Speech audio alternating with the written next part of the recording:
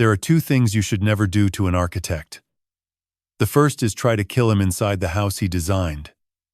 The second is marry a pharmacist and expect her not to recognize poison in the cranberry sauce. My son broke both rules on Thanksgiving night. While the drug was pulling us toward the dark, my wife grabbed my collar and dragged me through a panel in the library wall into a room that does not exist on any floor plan. Our son thinks we are dead. He is about to find out what happens when the dead start watching. I am truly grateful you are here with me.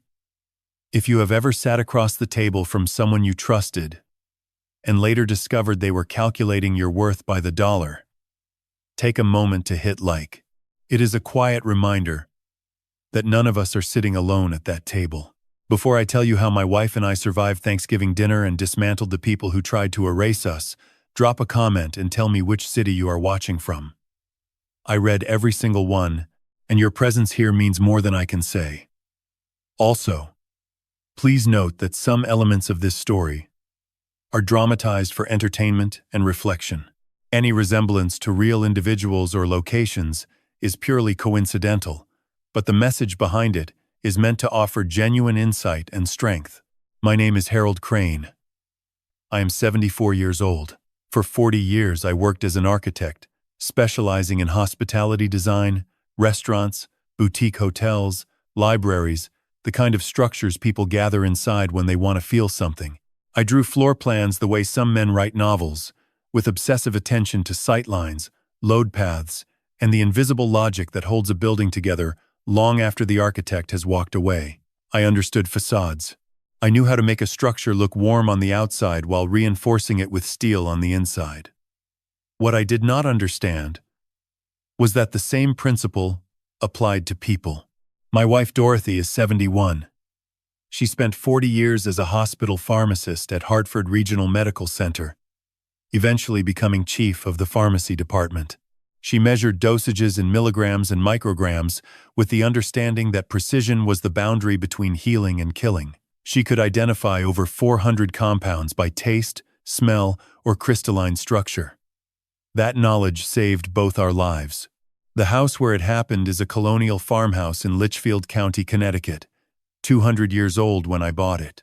I spent 3 years after retirement restoring every rotting sill, repointing every stone, reinforcing the original timber skeleton with modern steel brackets hidden inside the walls.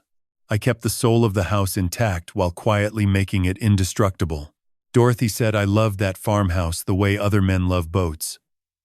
She was not wrong. It was the finest thing I ever built. Thanksgiving arrived with the smell of roasting turkey and dry maple leaves scraping against the window panes. Golden light poured through the 12/12 windows. Candles flickered on the dining table. A reclaimed chestnut slab I had salvaged from a demolished barn in Kent. The good china was out, Dorothy's inherited linen napkins, the silver candlesticks that had survived 43 years of marriage. Everything looked permanent. Our son Ryan arrived at 4 with his wife Sloane. He was 41, broad-shouldered but soft around the middle, wearing a corduroy jacket that looked new and expensive. He hugged me at the door and held on a beat too long. At the time, I mistook it for affection. Now I understand he was measuring whether the old man still had the strength to resist. Sloane followed, carrying a ceramic baking dish and a smile that could charm paint off a wall. She was 33, angular, with sharp green eyes that never settled on anything for more than a second. She kissed Dorothy on both cheeks and carried their daughter Lily upstairs to the guest crib. That child slept through the attempted murder of her grandparents. Sometimes mercy arrives in the shape of a 2-year-old who does not yet know the world she was born into. Dinner was everything Thanksgiving should be. Turkey brined for 2 days, mashed potatoes with roasted garlic, cornbread stuffing with sage from the garden, and cranberry sauce. Sloane had insisted on making it herself. Her grandmother's recipe from South Carolina, she said. A tradition she wanted to bring into the family. Dorothy smiled at that, pleased to see her daughter-in-law contributing. I remember Sloane at the stove, wooden spoon in hand, steam curling around her face. She looked wholesome, She looked like the kind of woman you trust with your family's food. She served the cranberry sauce in 2 small individual ramekins, one for me and one for Dorothy. The rest of the table ate from the communal bowl. I did not notice the distinction. I was too busy carving the turkey and telling Ryan about the covered bridge I had restored in Sharon last spring. He nodded along, laughed at my jokes, but his eyes kept drifting toward the hallway, toward my study, toward the safe. After dinner, we moved to the living room. Dorothy served pumpkin pie. I poured a second glass of Pinot Noir. The fire crackled. Ryan stretched out in the armchair. Sloane curled beside him. I looked at them and saw the future. Grandchildren in the yard. Holidays stacking up like bricks in a wall, building something lasting. That was the last moment of peace I will ever associate with this house. It began as a whisper behind my eyes. A soft flutter, like a curtain drawn across a window. I blinked. The room tilted 2 degrees to the left. I gripped the armrest.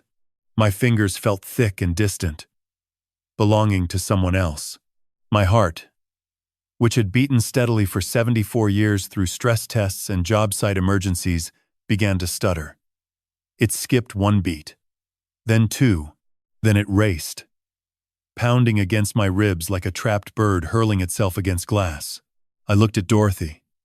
She was sitting across from me, teacup frozen halfway to her lips.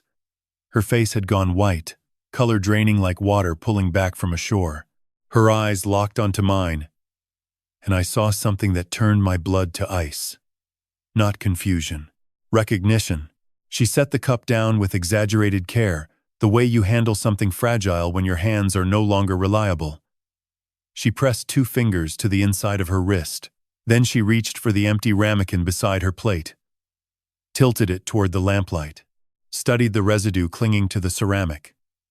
A thin white film. The room warped. The fire stretched into smears of orange.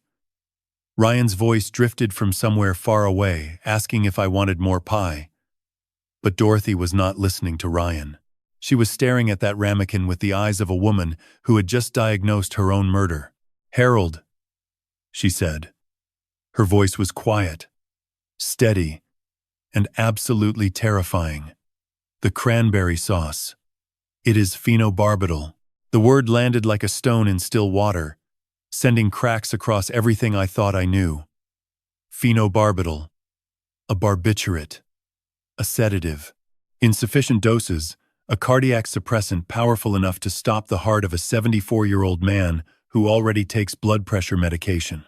"We have 90 minutes, she whispered, her knuckles white around the ramekin. "After that, our hearts stop." Across the room, my son smiled and reached for the pie server, completely unaware that his mother had just identified the weapon he had hidden inside the family meal. 90 minutes. That was the distance between where we sat and where we would stop breathing. Not 90 minutes until help arrived. Not 90 minutes until a hospital. 90 minutes until our hearts surrendered to a chemical our daughter-in-law had stirred into cranberry sauce with a wooden spoon and a grandmother's smile. Dorothy moved first. She always moved first in emergencies. 40 years in a hospital pharmacy had wired her differently. Where panic floods most minds with static, hers narrowed to a single clean frequency. Triage.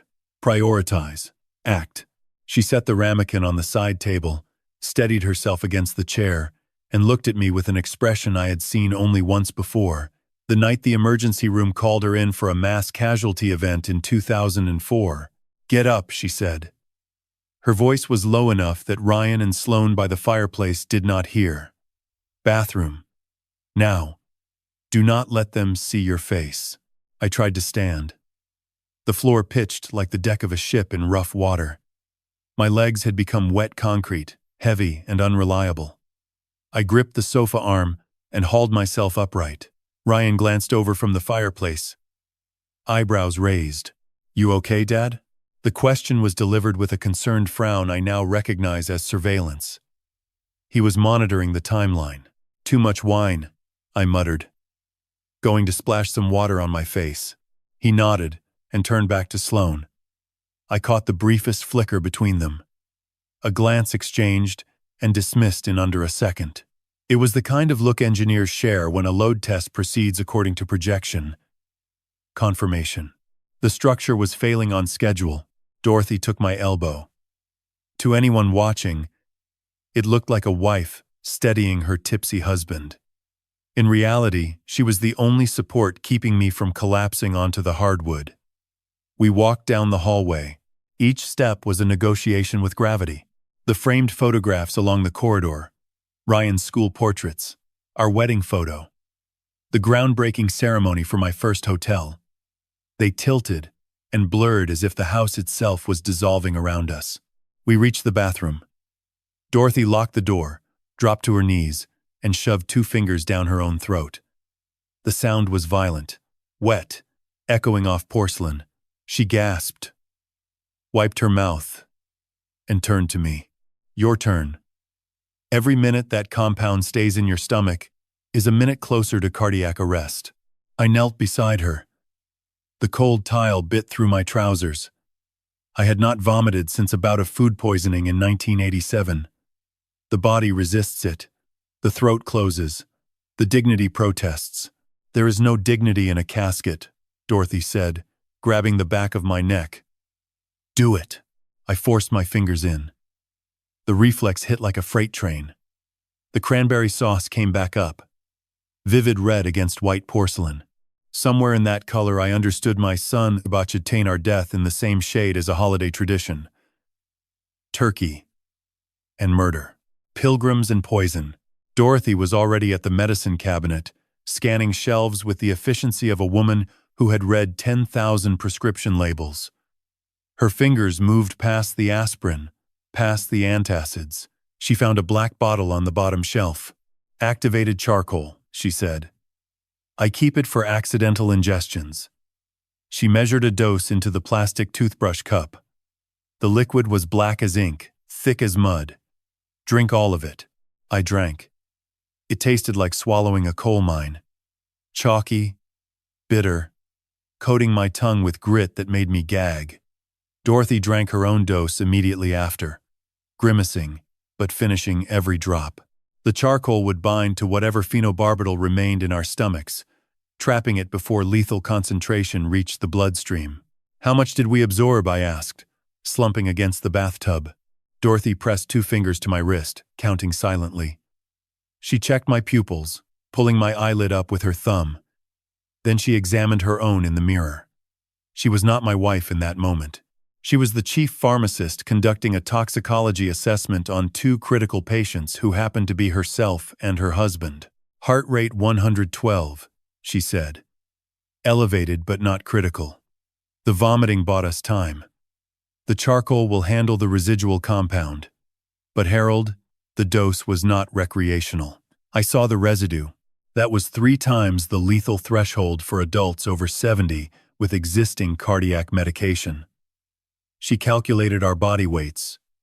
She knew our medical histories. The words settled over me like a second poison. This was not impulsive. It was engineered. Sloan had studied us the way I studied building codes, identifying stress tolerances, failure points, the precise force required to bring a structure down. She had designed our deaths with clinical precision and 0 margin for error, except she had made one miscalculation. She had not accounted for the woman sitting beside me on the bathroom floor. The woman who could taste 400 compounds the way a sommelier tastes wine. The woman who caught the bitter ghost of barbiturate beneath the tartness of cranberry before the second swallow reached her stomach. Dorothy checked her watch. 53 minutes remained on her original estimate. The charcoal was working. My heartbeat was decelerating from a gallop to a canter. Still too fast. Still dangerous. But survivable. We were not going to die on this bathroom floor. I opened my mouth to speak.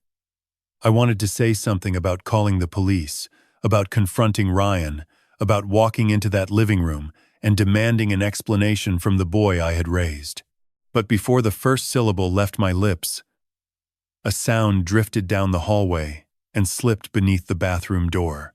It was not the sound of 911 being dialed. It was not frantic footsteps rushing for help. It was not my son's voice calling out in worry. It was the metallic click of a combination lock disengaging, followed by the heavy groan of a steel door swinging open on dry hinges. My safe. The one in my study that held our life insurance policies, the deed to this house, and the last will and testament I had signed 3 years ago. I looked at Dorothy. The charcoal had stained her lips black. Her silver hair was damp with sweat, but her eyes were sharp, clearer than I had seen them in years. She reached beneath the sink and from the first aid kit removed a pair of stainless steel surgical scissors. She held them loosely, the blades catching fluorescent light. "They are not calling for help, Harold," she whispered. "They are collecting the paperwork." And somewhere down the hallway, in the study where I had kept every important document of my life, my son was rifling through my legacy with hands that still smelled like cranberry sauce. The human body processes betrayal the same way it processes poison. First comes the nausea, then the disbelief, then the slow recognition that something you swallowed in trust is now dissolving the walls of everything you thought was solid. I pressed my ear against the bathroom door. The wood was thin, original to the house, a single panel of white pine I had never replaced because it was charming. Now I wished I had installed a steel core slab. Every sound in the hallway traveled through that pine as if the walls did not exist. Footsteps. 2 sets. One heavy, the familiar cadence of my son. One lighter, the click of Sloane's heeled boots. They moved from my study toward the living room, and their voices carried with the careless volume of people who believed their audience was dying. "Did you find it?" Sloane asked. Brisk. "Transactional. The will is here," Ryan said. Paper rustled. "And the insurance policy. 5.2 million. The beneficiary is me. It is all me." "Good," Sloane replied. "What about the deed?" "In the safe, along with the investment accounts. Maybe 800,000 in mutual funds. Plus the house is appraised at 2.3. She is worth more dead than alive." She. He was talking about Dorothy, the woman who had packed his school lunches for 12 years, the woman who drove 45 minutes each way to his orthodontist appointments because she wanted his smile to be perfect, worth more dead than alive. The words carried no malice. They carried arithmetic. We had been reduced to a column on a spreadsheet, and the sum of our lives came to $8.3 million. Dorothy's hand closed around my forearm like iron. Then Sloane said the words that sealed everything. "Check their bedroom. If they made it that far, they will be unconscious. Check their pulses. If they are still breathing, we give them the second dose. I have the syringe in my purse. The second dose." She had brought a backup. The cranberry was not the only weapon. A syringe loaded with enough barbiturate to guarantee what dinner had started. This was a redundant system, the kind of engineering I recognized from my own work. Primary method plus failsafe. She had built a kill mechanism with the same precision I used for earthquake-resistant foundations. I closed my eyes. A memory surfaced. Ryan at 10, standing beside me at the drafting table, holding a mechanical pencil, tracing lines on a floor plan. His small hand moved along the straight edge, tongue poking out. "Daddy, what happens if you draw the wall in the wrong place? Then the whole building falls down. That is why we measure twice." He looked up with those brown eyes, wide and earnest. "I will always measure twice, Daddy." 31 years later, I understood he had measured twice. The dosage in the cranberry sauce. The dosage in the syringe. Measured twice to ensure his parents died on schedule. Ryan's footsteps moved toward the master bedroom. The creak of the door opening. A pause. "They are not here." "What?" Sloane's boots clicked rapidly. "The bed is empty. They are not in the bedroom. Impossible." Sloane's composure cracked. "The dose should have dropped them within 40 minutes. Check the closet. Check the ensuite. Check the hall bathroom." The hall bathroom. I looked at Dorothy. She looked at the door. 2 inches of white pine between us, and a man holding a syringe. Dorothy raised the surgical scissors in a reverse grip, blades down. Her hands were steady, in the fluorescent light. With silver hair wild and lips stained black from charcoal, she did not look like a grandmother. She looked like something from a medical textbook's chapter on last resorts. Ryan's footsteps approached, louder with each stride. The floorboards groaned, and I tracked his progress by creaks I had memorized over 30 years. He passed the linen closet, past the guest room where Lily slept, stopped outside our door. The handle turned. Time did not slow down. That is a myth. Time maintained its mechanical rhythm, each second clicking past like a metronome. What changed was the weight of each second. Each one became a concrete block stacked on my chest until breathing required conscious effort. The handle completed its rotation. The latch disengaged. The door began to swing inward. Yellow hallway light cut across the tile. I saw the shadow of my son's shoulder in the widening gap. Dorothy shifted her weight forward, scissors raised. Then, Sloane's voice sliced through the hallway from the bedroom. "Ryan, get in here. The window is open." They must have climbed out. He probably dragged her into the yard. "Check outside. They cannot have gone far with that much phenobarbital in their blood. Check the tree line." The door stopped. Ryan's shadow hesitated. The handle reversed. The latch clicked back into place. His footsteps retreated, heavy and hurried, toward the back door. I exhaled. The breath came out shaking, tasting of charcoal and copper. Dorothy lowered the scissors. Her hand trembled now, adrenaline retreating, leaving the wreckage of a body that had just prepared to stab her own child. "The window," she whispered. "I left it cracked before dinner because the radiator was overheating. An accident of comfort had become a decoy. They believed we had escaped into the November night, drugged and stumbling. They would search the yard, the tree line, the road. They would not search the house. They would not think to look inside the walls." The back door slammed. Ryan's voice carried from the yard, calling our names into the freezing dark. The panic in his voice was half performance and half genuine. Not fear that we were hurt, fear that we were alive. "Harold," Dorothy said. "The library. Now, before they come back." She did not need to explain. I knew what waited behind the oak paneling in the library. I had built it with my own hands 30 years ago. A room between the walls, a room that existed on no survey, no floor plan, no public record. I had told exactly one person about it in 3 decades, and she was standing beside me with charcoal on her lips and scissors in her fist. I took her hand. We opened the bathroom door and slipped into the dark hallway. Behind us, flashlight beams swept across the backyard, hunting for 2 corpses that refused to cooperate. Ahead of us, the library waited, and inside the library, hidden behind a panel of quarter-sawn white oak that I had milled and fitted myself, was the room that was about to become our war bunker, our surveillance station, and the place from which we would dismantle every lie our son had ever told. Every architect hides at least one secret inside every building he designs. Not out of vanity, out of instinct. A concealed storage space behind a bookshelf. A reinforced closet disguised as a linen cupboard. A load-bearing wall slightly thicker than necessary to accommodate a cavity that nobody will ever see unless they know exactly where to look. We do it because we understand a truth that most people ignore. Every structure needs a room that exists only for the person who built it. The library was at the end of the hallway, past the guest bedroom where Lily slept, and past the coat closet where Ryan had hung his corduroy jacket 4 hours earlier. 4 hours. That was the distance between a family dinner and a murder investigation.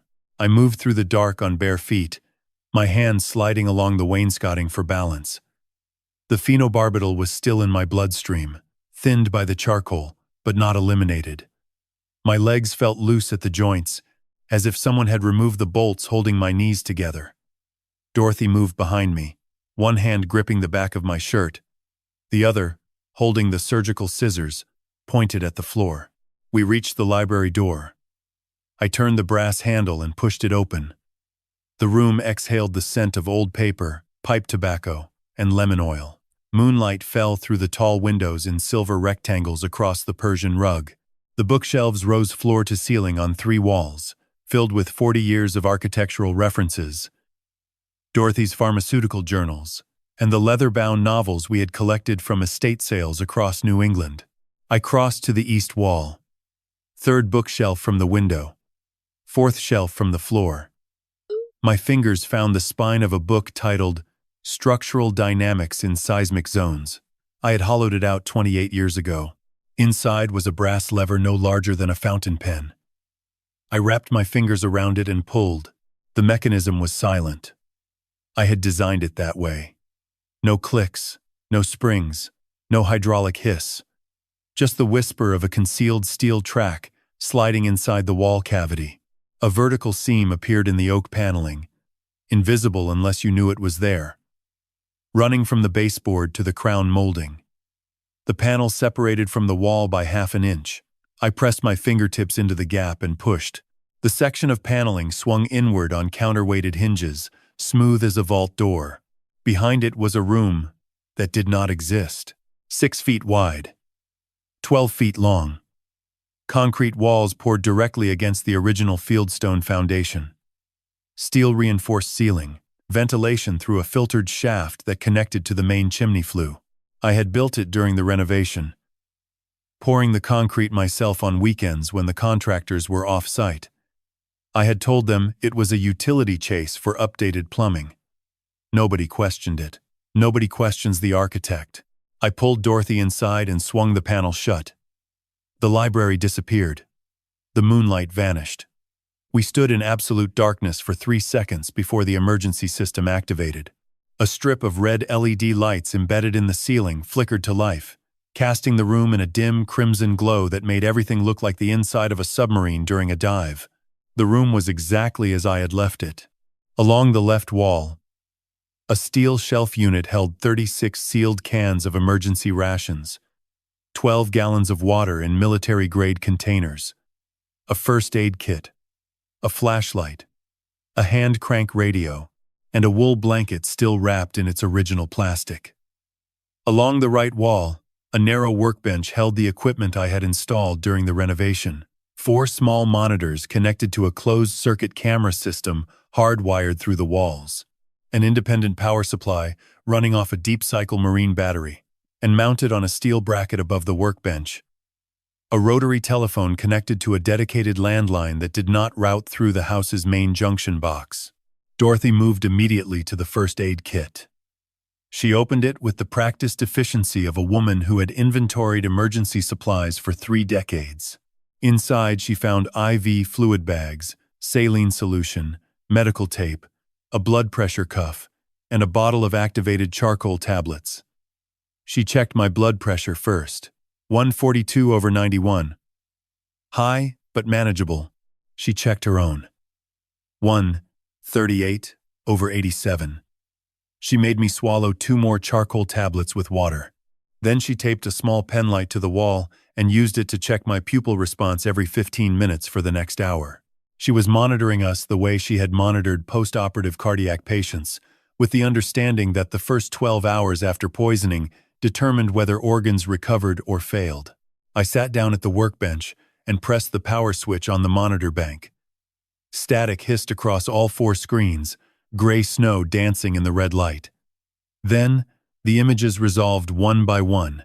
Camera 1 showed the kitchen, empty, the cranberry-stained ramekins still on the counter.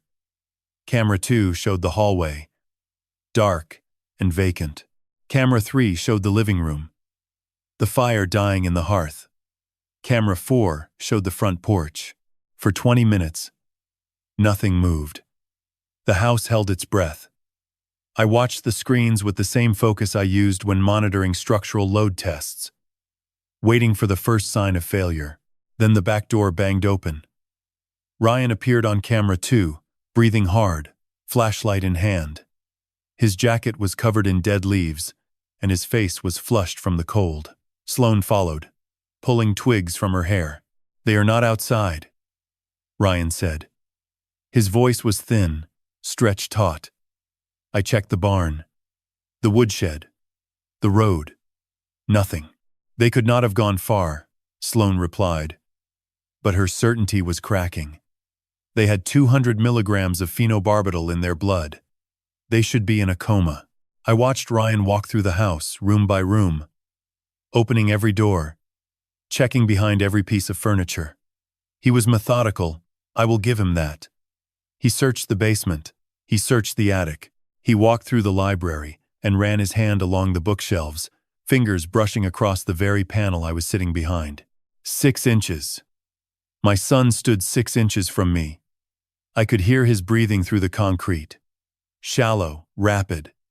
The respiration of a man whose plan was unraveling. I held my breath. Dorothy held hers. The red light pulsed above us like a slow heartbeat. Ryan turned away. He walked back to the hallway and stopped at the center of the house, hands on his hips, staring at the floor. They must have gotten outside before the drug fully hit, he said. It is 31 degrees tonight. If they are out there in the woods, disoriented, the cold will shut them down before sunrise. We just have to wait. Sloane nodded. She crossed her arms and leaned against the wall. We wait, she agreed. And in the morning, we call 911 and start the performance. I watched them retreat to the master bedroom. Our bedroom. They closed the door. The hallway went dark. Beside me, Dorothy set down the blood pressure cuff and looked at the monitors. Her face was red from the LED light, making the charcoal stains on her lips look like war paint. They think the cold will finish us, she said quietly. They think wrong, I replied. The most dangerous liar is the one who weeps while lying. I know this because I watched my son do it 6 inches from a hidden camera, and if I had not built that camera into the wall with my own hands 20 years ago, I would have believed every tear. Morning arrived without mercy.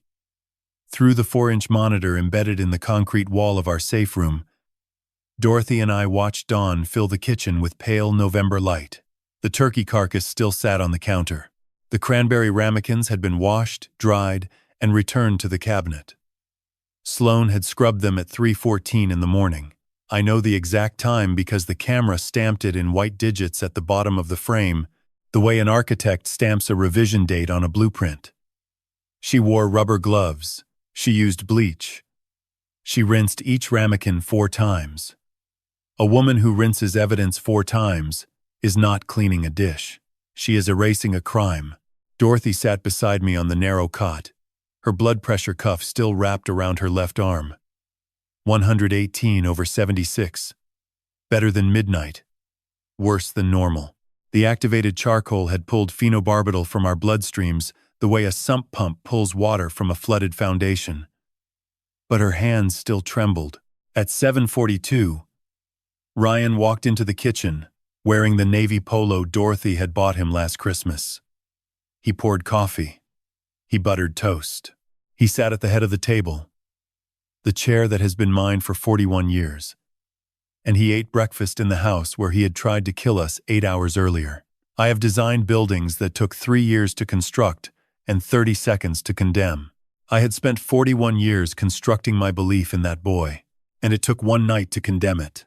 At 8:15, Sloane descended, carrying Lily on her hip. She set the child in the high chair, poured cereal into a plastic bowl, and turned to Ryan. 5 words played through our speaker with perfect clarity. When do we call it in? Ryan checked his watch. 9.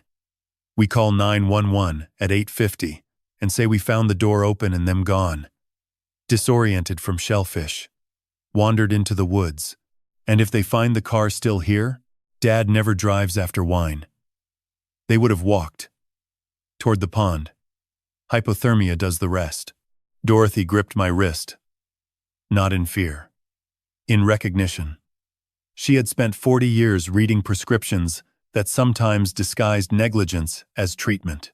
She knew the architecture of a cover story the same way I knew the architecture of a load-bearing wall. Ryan's story had 3 supports: shellfish allergy, open door, November cold. Remove one and the narrative collapses. but only if someone is watching. At 8:47, Ryan dialed 911. I will reconstruct his words faithfully, because language, like lumber, reveals its true grain under stress. Yes. Hello. My name is Ryan Crane. I am at my parents' property, 411 Old Turnpike Road, Litchfield. My mother and father, both in their 70s, we had Thanksgiving dinner last night, and this morning their bedroom door is open and they are gone. My mother has a severe shellfish allergy. We served crab dip. I am worried she had a reaction and my father tried to walk her to the road. Please send someone, please. His voice broke on the second please. A calculated fracture. The kind an engineer places in a controlled demolition so the building falls inward. He pressed his palm to his forehead. Sloan nodded from across the room. A slow conductor's cue. Sheriff Ellen Bryce arrived at 9:22. She was perhaps 55. Compact, with reading glasses on her forehead and a grip that bent knuckles. Through the camera, I watched Ryan greet her at the front door with red-rimmed eyes. The redness was too uniform, too bilateral. I suspect Sloan had rubbed a sliced onion near his tear ducts. A pharmacist would have spotted it in 2 seconds. An architect noticed it in 3. Bryce walked the property. She checked the bedroom. She noted the open back door, which Ryan had propped with a river stone, at 8:39. She examined the kitchen and found nothing, because Sloan's 4-rinse protocol had erased every molecular trace. She asked about medications. Ryan listed lisinopril and aspirin. He omitted the part about 3 times the lethal dose of phenobarbital. Any reason they might leave on foot? Bryce asked. My father is stubborn. If Mom had a reaction, he would try to handle it himself. This was true. Not the shellfish, but the stubbornness. Ryan had welded a genuine trait to a fabricated scenario. The way a dishonest contractor welds a cosmetic beam to a cracked joist, so the inspector sees strength where there is only decoration. Bryce promised a search team by noon. She left a card. Her cruiser pulled down the gravel drive at 9:51. I watched the taillights disappear behind the sugar maples I had refused to cut in 1984 because their roots stabilized the northeast slope. I had protected those trees for 40 years. I had protected my son for 41. The trees rewarded me with shade. My son rewarded me with phenobarbital. Ryan closed the front door. He turned to Sloan and smiled. Not the smile of a relieved father. The smile of a contractor who has passed a fraudulent inspection. He walked to the liquor cabinet, pulled out the Woodford Reserve I had saved for my 75th birthday, and poured 2 fingers into crystal. To the estate, he said. Sloan raised her coffee mug. To the estate. They clinked. The sound came through our speaker, with the clarity of a church bell, and rang in that concrete room, long after the bourbon was gone. Dorothy looked at me.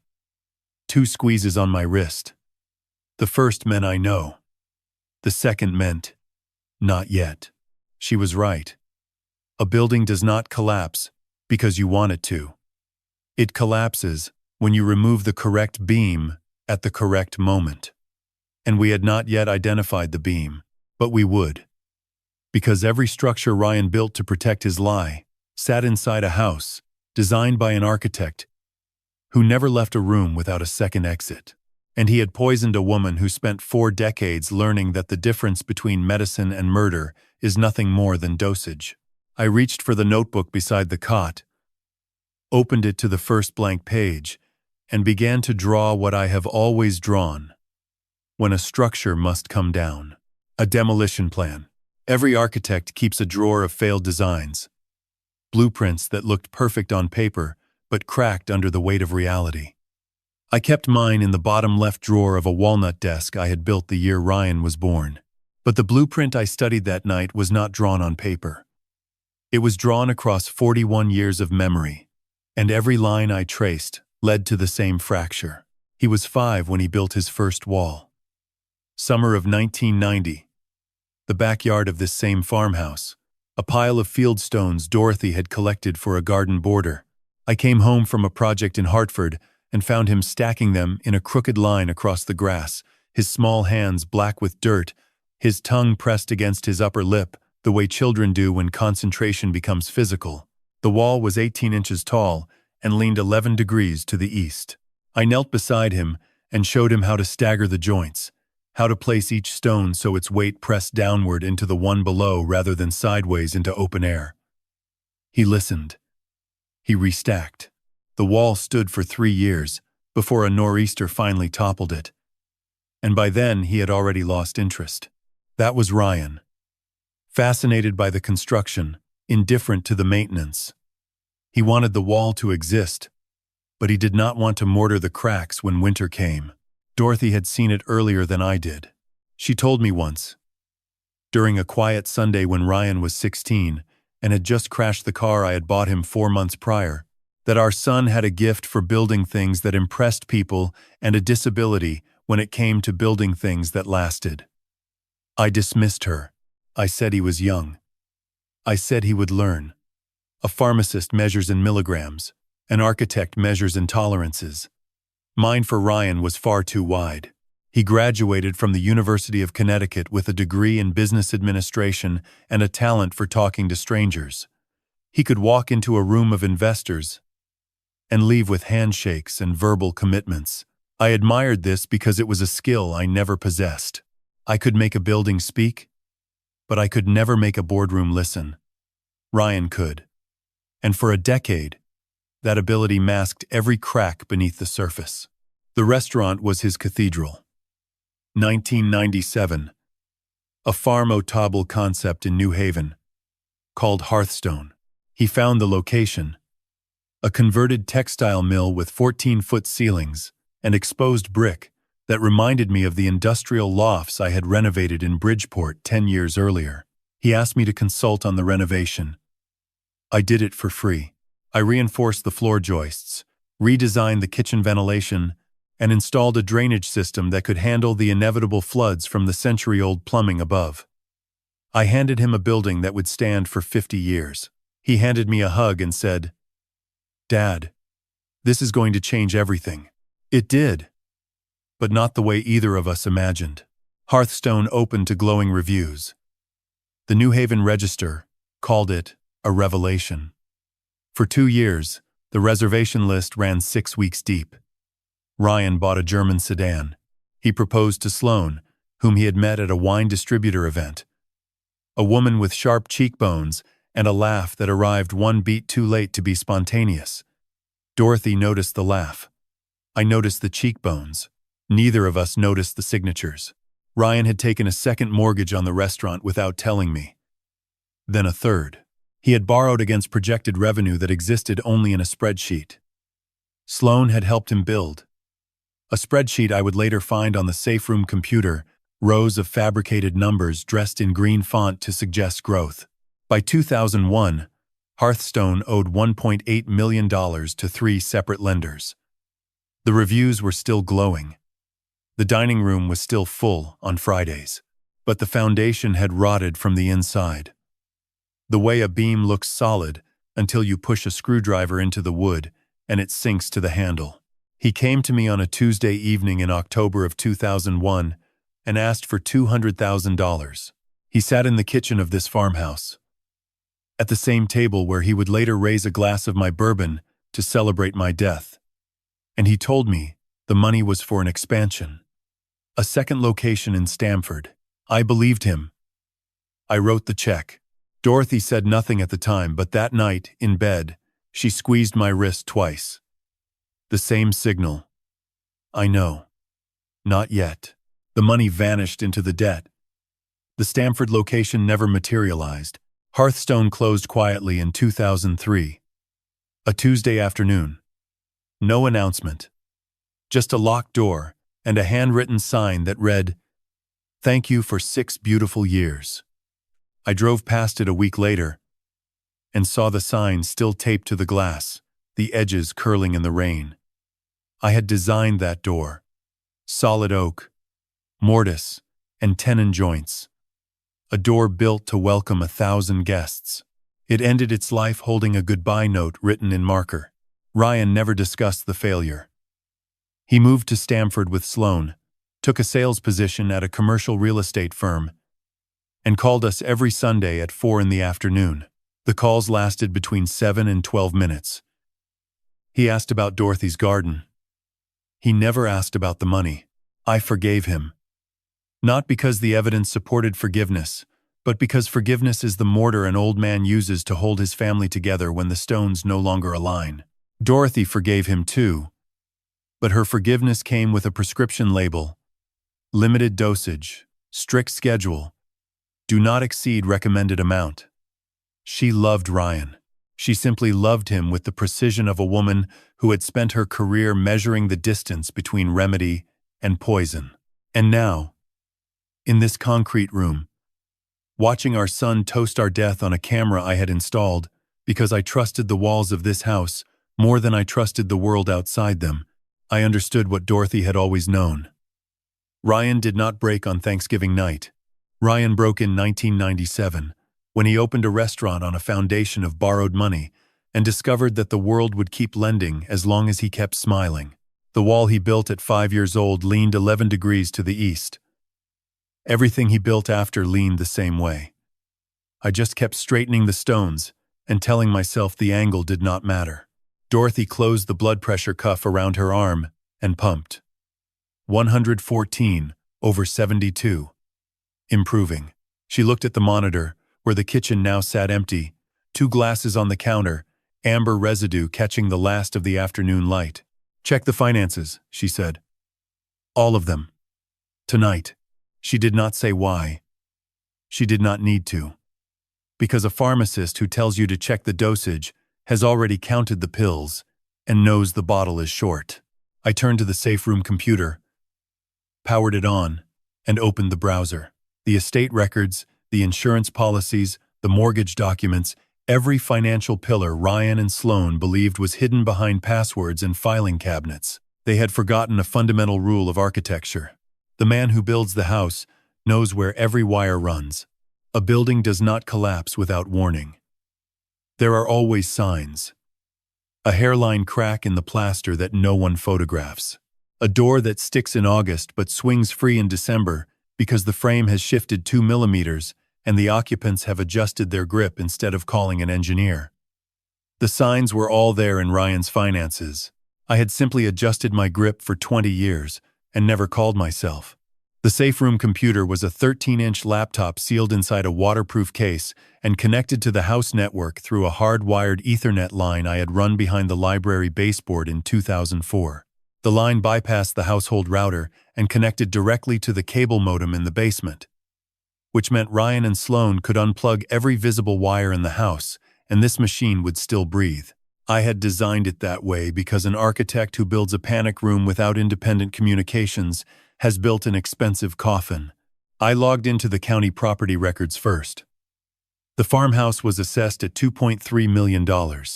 I had purchased it in 1983 for $112,000 and spent $300,000 over 4 decades restoring it, replacing every rotted sill, sistera jointing every cracked beam, hand-selecting the quarter-a-sawn oak for the library panels that now concealed the room where I sat. 2.3 million. That number had been abstract to me. I suspected it had been concrete to Ryan for years. Next, I opened the insurance portal. Dorothy and I held a joint life insurance policy through New England Mutual, a policy I had purchased in 1991 when Ryan was 14, and I wanted to ensure that if a steel beam fell on me at a construction site, my family would not lose the house. The original face value was $500,000. Over 32 years, I had increased it 3 times. The current death benefit for both policyholders was $5.2 million. The beneficiary was listed as Ryan Michael Crane. I had never changed it because I had never imagined a reason to. 5.2 million. I said the number aloud in that concrete room, and it sounded like a sentencing. Dorothy leaned over my shoulder. Her reading glasses reflected the screen, twin rectangles of white light floating over her eyes, like the indicator panels on a hospital ventilator. She pointed to a line I had not yet noticed. The policy had been accessed online 14 times in the past 90 days. 14. Someone had logged in using my credentials. Checked the benefit amount, reviewed the claim procedure, and read the section titled Simultaneous Death of Both Insureds 7 times. The login IP address matched the Stamford apartment where Ryan and Sloane lived. He has been studying this policy the way I used to study drug interactions, Dorothy said. 14 visits in 90 days. That is not curiosity. That is a prescription being filled. I moved to the mortgage records. The farmhouse carried no mortgage. I had paid it off in 2009 with the proceeds from a hospital project in New London, but the records showed something I had never authorized. A home equity line of credit had been opened against the property in March of the current year, 8 months before Thanksgiving, for $800,000. The signature on the application was mine. I recognized the handwriting. It was not mine. It was close, the way a forgery is always close. The letters shaped correctly, but the pressure wrong. Too heavy on the downstrokes. As if the hand holding the pen understood the form, but not the habit behind it. $800,000 had been drawn from that line and transferred to a commercial account registered to a name I did not recognize. Hale Property Group, LLC. Victor Hale. I wrote the name on the first page of my notebook and circled it twice. I searched Ryan's email next. He had used the family desktop in the study to access his account 6 days before Thanksgiving, and the browser had cached his password, a convenience that now served as a confession. His inbox contained 412 unread messages, most of them collection notices, automated threats from credit agencies, and past due statements from 3 lenders. The restaurant debt had never been resolved. It had merely been distributed, broken into smaller obligations the way a demolition crew breaks a condemned slab into portable rubble.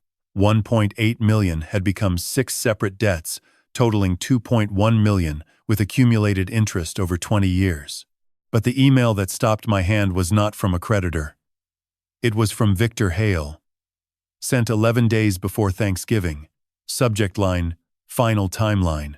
I opened it and read it 3 times because certain documents, like certain structural failures, must be examined from multiple angles before you trust your own assessment. Ryan. Paperwork is ready. Once both policies pay out and the property transfers, total liquid position will be as follows. Insurance, $5.2 million. Property sale, $2.3 million. HELOC recovery, $800,000. Total, $8.3 million. My fee remains 18%. Your net after debt clearance, approximately $4.2 million. Sloane and I have discussed the Nantucket timeline. She agrees December is optimal. Let me know when it is done. Victor. I read the number again. $8.3 million. That was the price my son had assigned to the combined value of his mother and father. Not a eulogy. A liquidation schedule. 18% to Victor Hale meant $1.49 million for a man I had never met.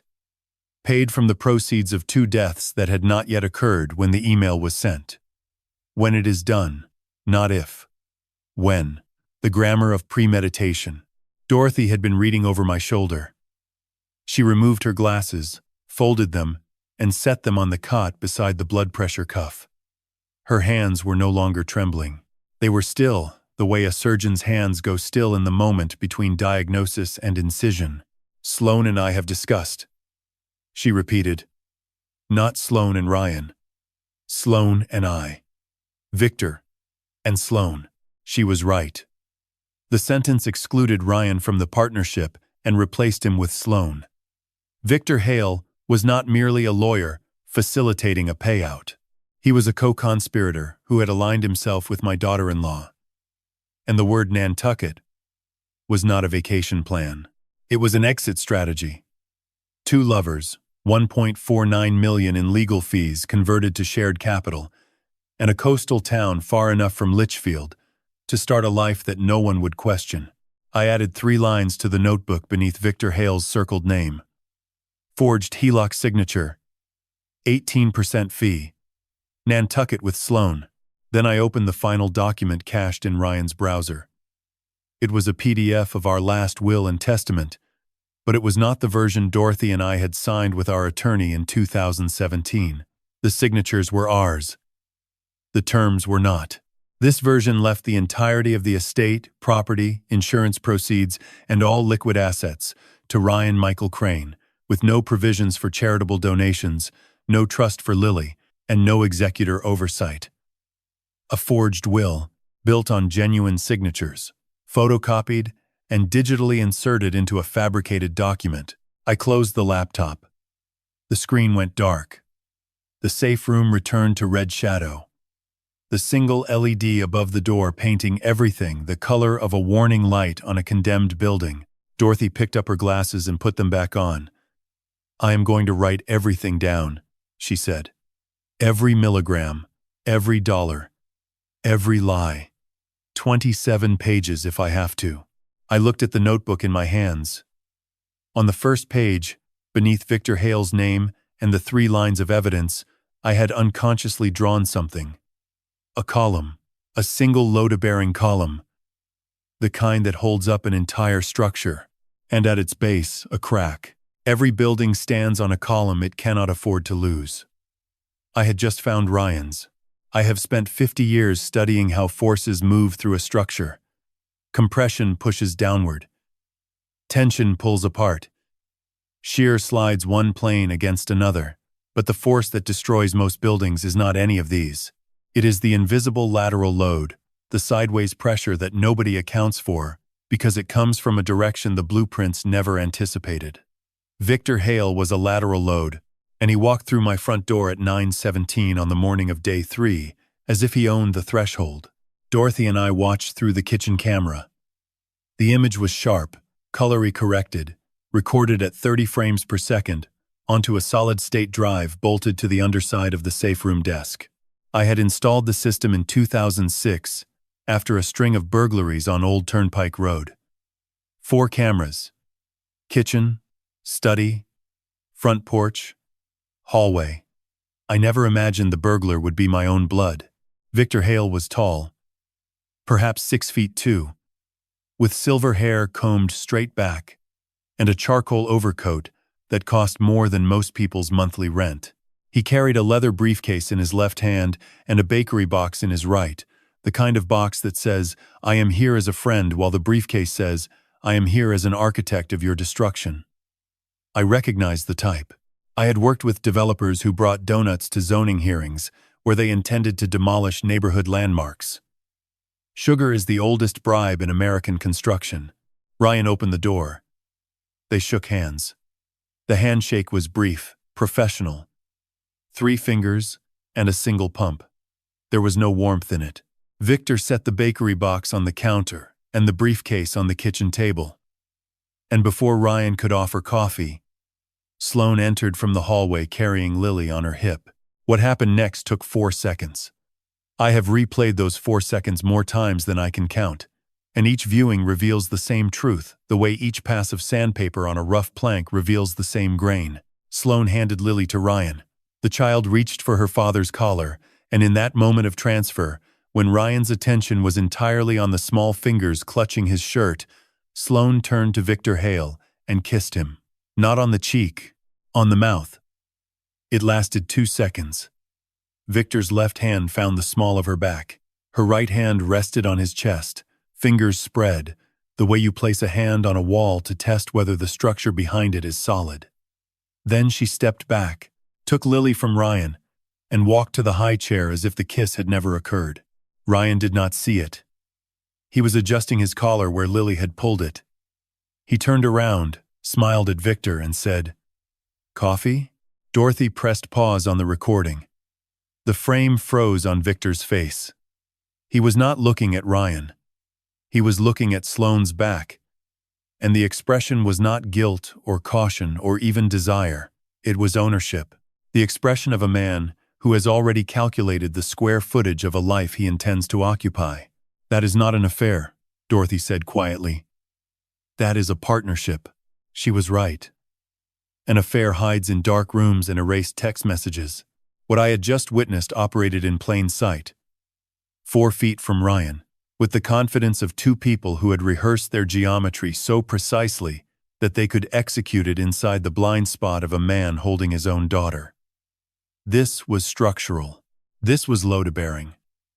This was the real framework beneath the framework Ryan believed he controlled. I pressed play. The recording continued.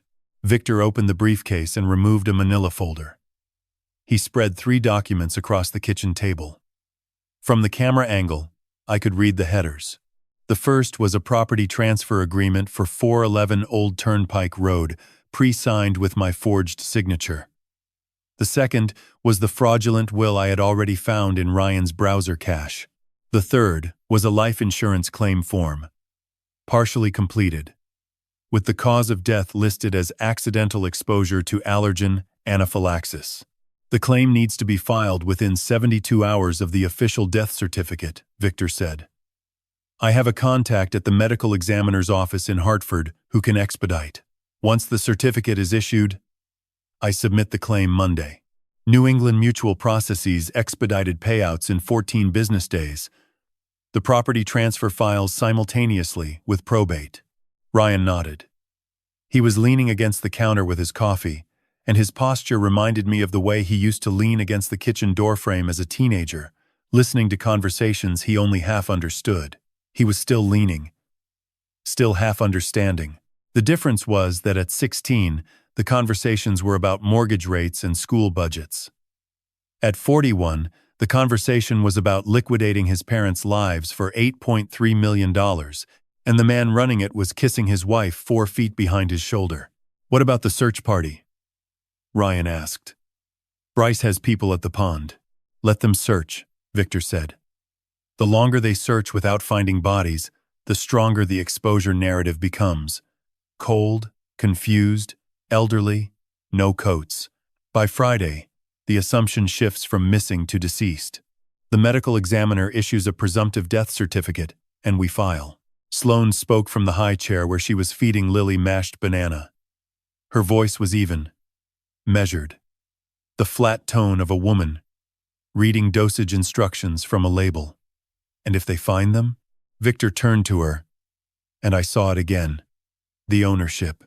They will not find them. I walked that pond trail last month. The water is 9 feet deep at the center and 38 degrees in November. If they went in, they do not come out until spring. He said if they went in the way an architect says if the column fails, hypothetical in grammar, certain in intent.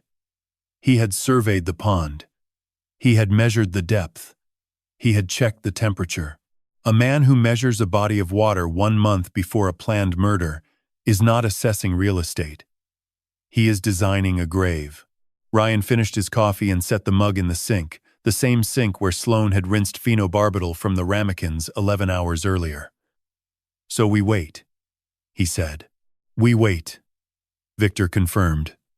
And Ryan, do not call the insurance company yourself. Do not call our attorney. Do not call anyone. I handle every document, every conversation, every signature. You are a grieving son. That is your only role. A grieving son. Victor had reduced my boy to a costume, a wardrobe piece in a production, staged by a man who was sleeping with the leading lady and writing himself 18% of the gross revenue. Dorothy reached for her notebook and began writing. She wrote the timestamps. She wrote the dialogue. She wrote the document headers. And beside each entry, she placed a small symbol I recognized from her years at the pharmacy. A skull and crossbones. The universal marker for poison. I watched her fill the first page, her handwriting small and precise, each letter formed with the discipline of a woman who had spent 4 decades ensuring that a misplaced decimal could not kill a patient. Now she was ensuring that a misplaced trust could not kill a case. On the screen, Victor Hale closed his briefcase, picked up a pastry from the bakery box, and bit into it at my kitchen table, in the house I had built with my own hands, 3 feet above the room where his victim sat recording every word. Dorothy Crane had filled over 300,000 prescriptions in her career. She told me that number once, on a Saturday morning in 2014, While we sat on the porch watching hummingbirds fight over the feeder she had hung from the eave I had rebuilt the previous summer. 300,000 prescriptions.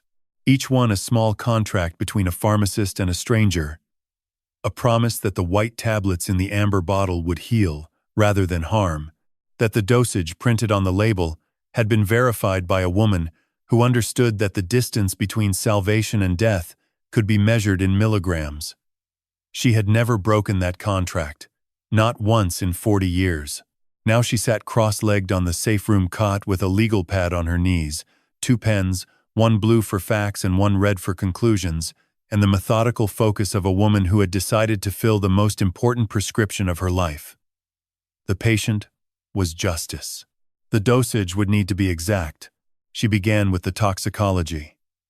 From memory, she listed every observable symptom we had experienced after ingesting the cranberry sauce. Onset of drowsiness within 18 minutes, consistent with oral phenobarbital absorption in adults over 70. Heart rate elevation to 112 beats per minute for me. 104 for her. Mild slurring at the 22-minute mark. Nausea at 26 minutes.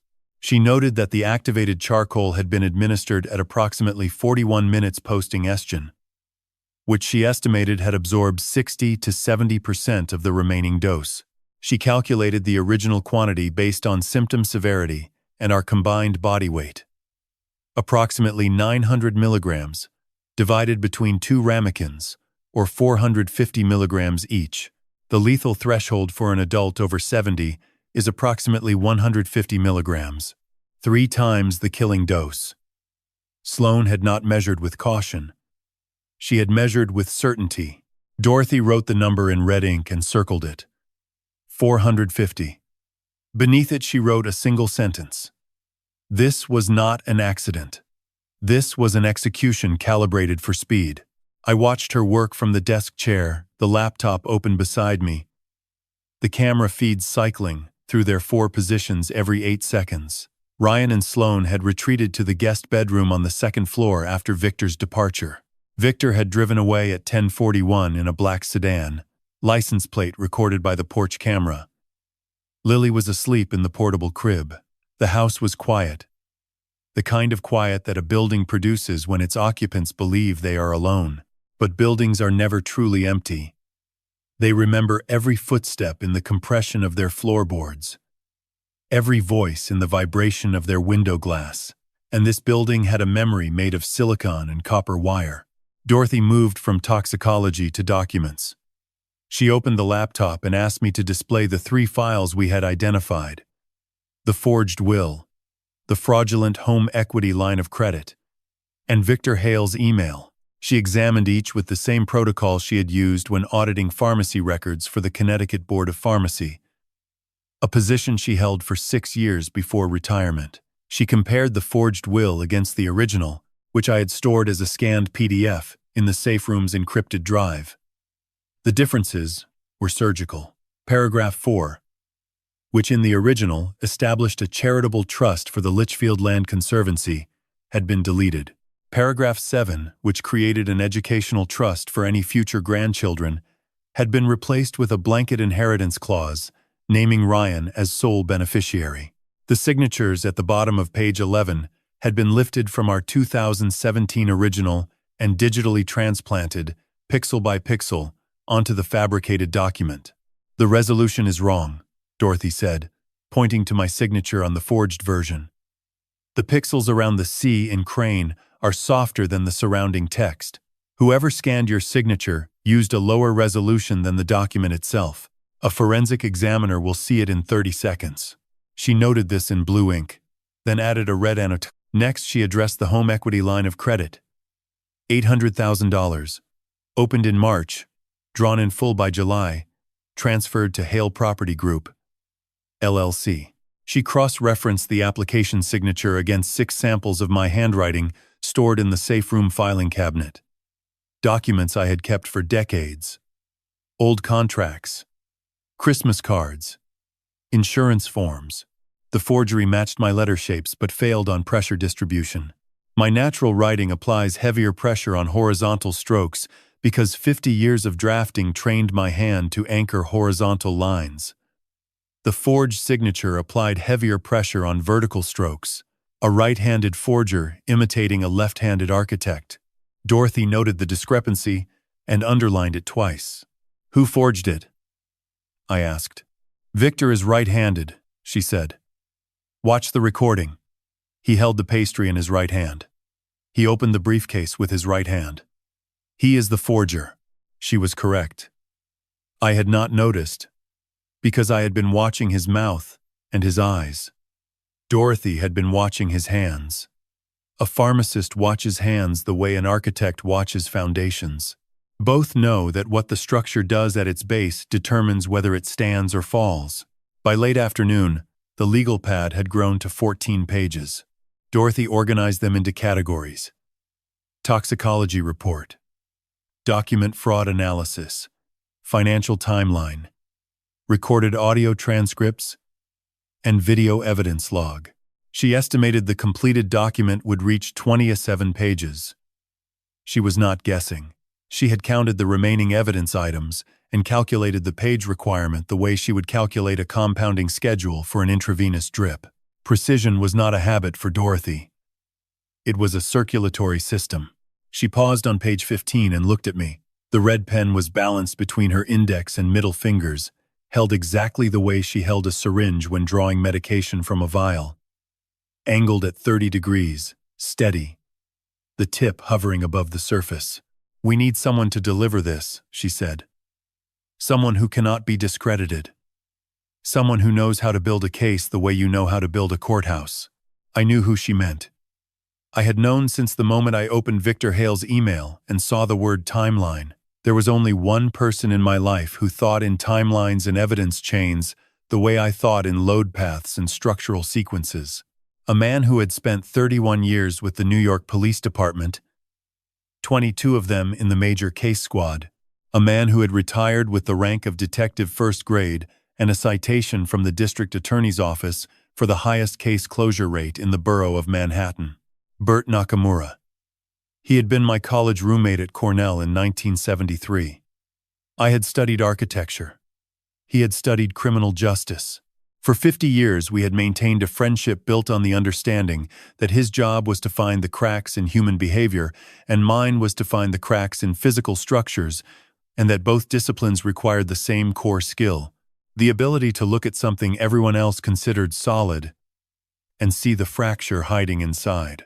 I picked up the safe room telephone, a landline connected to a dedicated jack I had installed behind the baseboard in 2004. Invisible to anyone who did not know the house's nervous system, I dialed Bert's number from memory. 10 digits I had never stored in a phone because some numbers, like some load calculations, should live in the mind rather than on a device that can be searched. The phone rang 3 times. Then his voice, unchanged in 50 years, gravel over calm water. "Harold, it is 11 at night. Either someone died or you need bail money." "Neither," I said. "But close to both. Friendships built on shared foundations do not require maintenance the way acquaintances do. You do not call a man every week for 50 years and review the terms of your bond. You call him once, at 11 at night, from a concrete room beneath your own house, and the foundation holds as if no time has passed." That is what happened when Burt Nakamura answered the phone. I told him everything. Not in the fragmented language of panic, but in the structured sequence of a man who has spent his life organizing complex information into buildable plans. I started with the cranberry sauce and ended with Victor Hale's email. I gave him timestamps, dosages, dollar amounts, and camera positions. It took 14 minutes. He did not interrupt once. When I finished, the line was silent for 6 seconds. I counted them the way I count the seconds between a demolition charge and the first visible crack in a condemned wall. Then Bert spoke. The kiss. "You have it on video. Clear enough to identify both faces? 30 frames per second. Color. Both faces. Visible. From the jaw up. And the audio of Victor describing the insurance claim procedure. The medical examiner contact. The 72-hour timeline. That is on the same system? Same drive. Time stamped. Continuous recording. Another pause. 3 seconds this time. Harold, you built that room 20 years ago for burglars. You accidentally built the most comprehensive surveillance trap I have seen since I wired a warehouse in the Bronx in 1997 for a racketeering case. Do you understand what you have? Evidence, I said. You have a prosecutable conspiracy. Attempted murder, insurance fraud, forgery, and depending on how the district attorney reads Victor's email, solicitation to commit murder. That email is not a plan to file paperwork. It is a plan to profit from 2 deaths that Victor Hale helped engineer. The word when in that email is a confession. Dorothy was listening on the cot, her legal pad balanced on her knees, the red pen moving. She wrote prosecutable conspiracy and underlined it. Then she wrote the 4 charges Bert had named, one beneath the other, in a vertical list that resembled a medication schedule. Attempted murder, once daily. Insurance fraud, twice daily. Forgery, as needed. Solicitation. Stat. What do you need from us? I asked. Time, Bert said. And discipline. Do not confront Ryan. Do not leave the safe room unless absolutely necessary. Do not call the sheriff. Ellen Bryce is competent, but her department processes missing persons, not financial conspiracy. This needs to go to the Litchfield County State's Attorney and from there to the Connecticut Division of Criminal Justice. I have a contact, a woman named Margaret Chen, Assistant State's Attorney, specializes in elder financial crimes. I worked with her in 2019 on a cross-border fraud case when a New York suspect fled to Torrington. She is precise, aggressive, and she does not leak. He paused. I heard him open a drawer, the sound of a pen clicking, a habit he had carried since Cornell, where he used to click his pen against his criminal law textbook while studying for exams at 3 in the morning in our shared dormitory on West Campus. I need Dorothy's report. All 27 pages, scanned and encrypted. I need the video files, the audio files, and the cached emails. Can you transmit from the safe room? The laptop has a secure email client, I said. I installed it in 2012. Of course you did. You are the only man I know who builds a panic room with better technology than most police precincts. He allowed himself a small laugh. The kind that sounds like gravel, shifting at the bottom of a dry riverbed. I also need something else. Something that the evidence alone cannot provide. What? A trap. The evidence proves what they planned. But a good defense attorney will argue that plans are not actions. Ryan will say he changed his mind. Sloan will say she was coerced. Victor will say the email was hypothetical. A financial projection, not a directive. To close every exit, we need them to act on the plan while being recorded. We need them to file the insurance claim, submit the forged will, and accept the payout.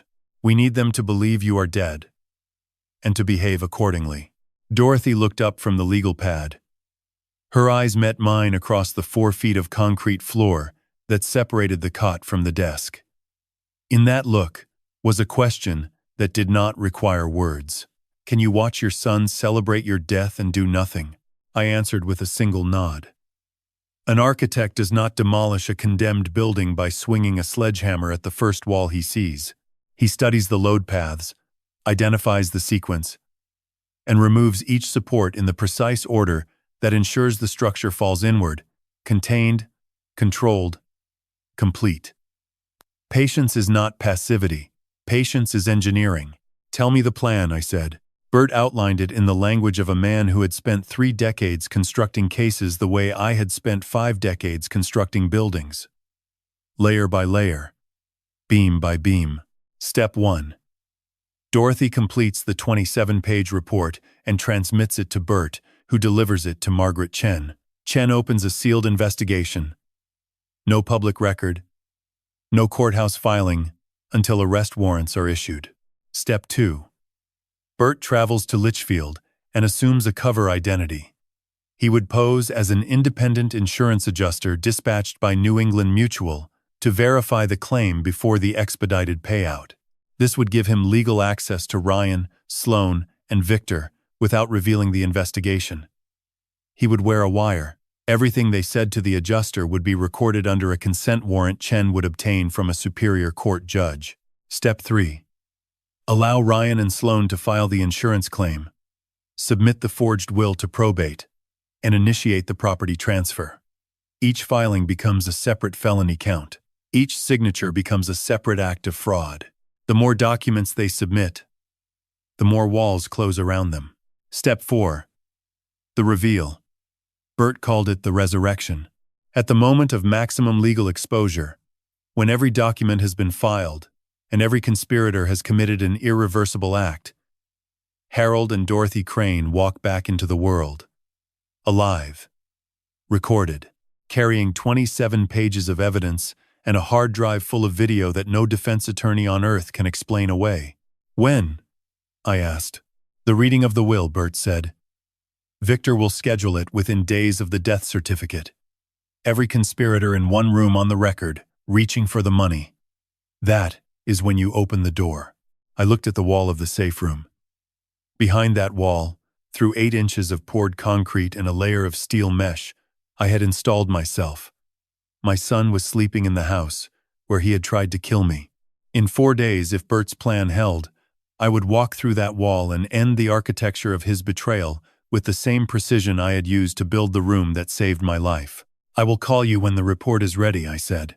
I will be on the road by morning. Bert replied. Harold, one more thing.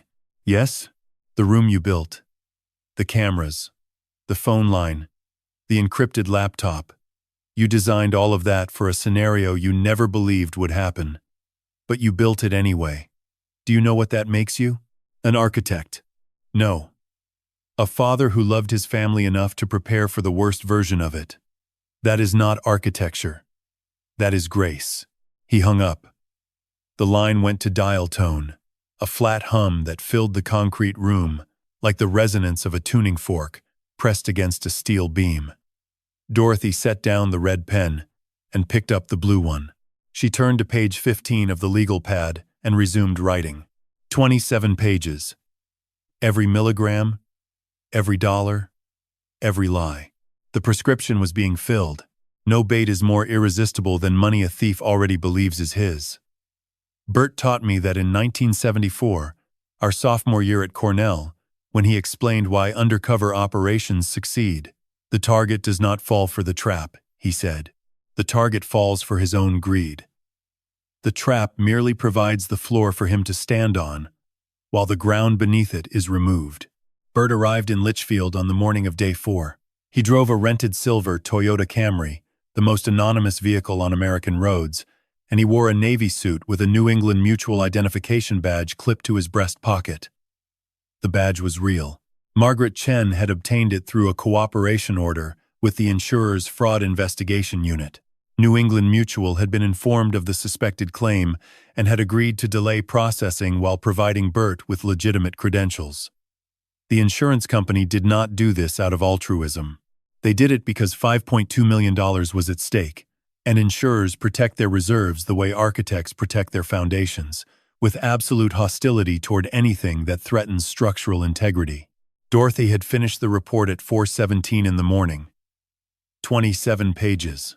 I scanned each one on the safe room's flatbed scanner, converted them to an encrypted PDF, and transmitted the file to Bert's secure email at 5:42. Along with the report, I sent 14 video files totaling 6 hours and 22 minutes of footage, 4 audio recordings, the cached emails from Ryan's browser, and the scanned originals of our authentic 2017 will for comparison against the forgery.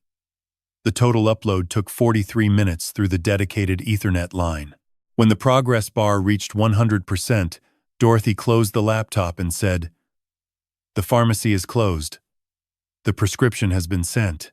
Bert called the farmhouse at 10:15. Ryan answered on the second ring. I listened through the safe room speaker, which was connected to a passive microphone I had embedded in the kitchen ceiling during the 2006 renovation. Disguised inside a smoke detector housing, an architect hides structural reinforcement inside decorative elements. I had hidden surveillance inside safety equipment. The principle is identical. Mr. Crane? My name is Bernard Tanaka. I am a senior claims adjuster with New England Mutual. I understand you have filed a preliminary report regarding your parents, Harold and Dorothy Crane, policyholders under contract number NEM77U19. Ryan's voice tightened. Not with suspicion, with anticipation. Yes, sir. I filed the report yesterday. My parents are missing. The sheriff has a search team out, but we have not found them. I am sorry for your distress, Mr. Crane. New England Mutual takes these cases very seriously. Given the circumstances and the policy value, we are dispatching an expedited review. I will need to visit the property, interview the primary beneficiary, and coordinate with your attorney of record. Can you provide his name? Victor Hale. Hale Property Group. I can have him here this afternoon. That would be ideal. Shall we say 2 o'clock? 2 o'clock. Yes. Thank you. Ryan hung up.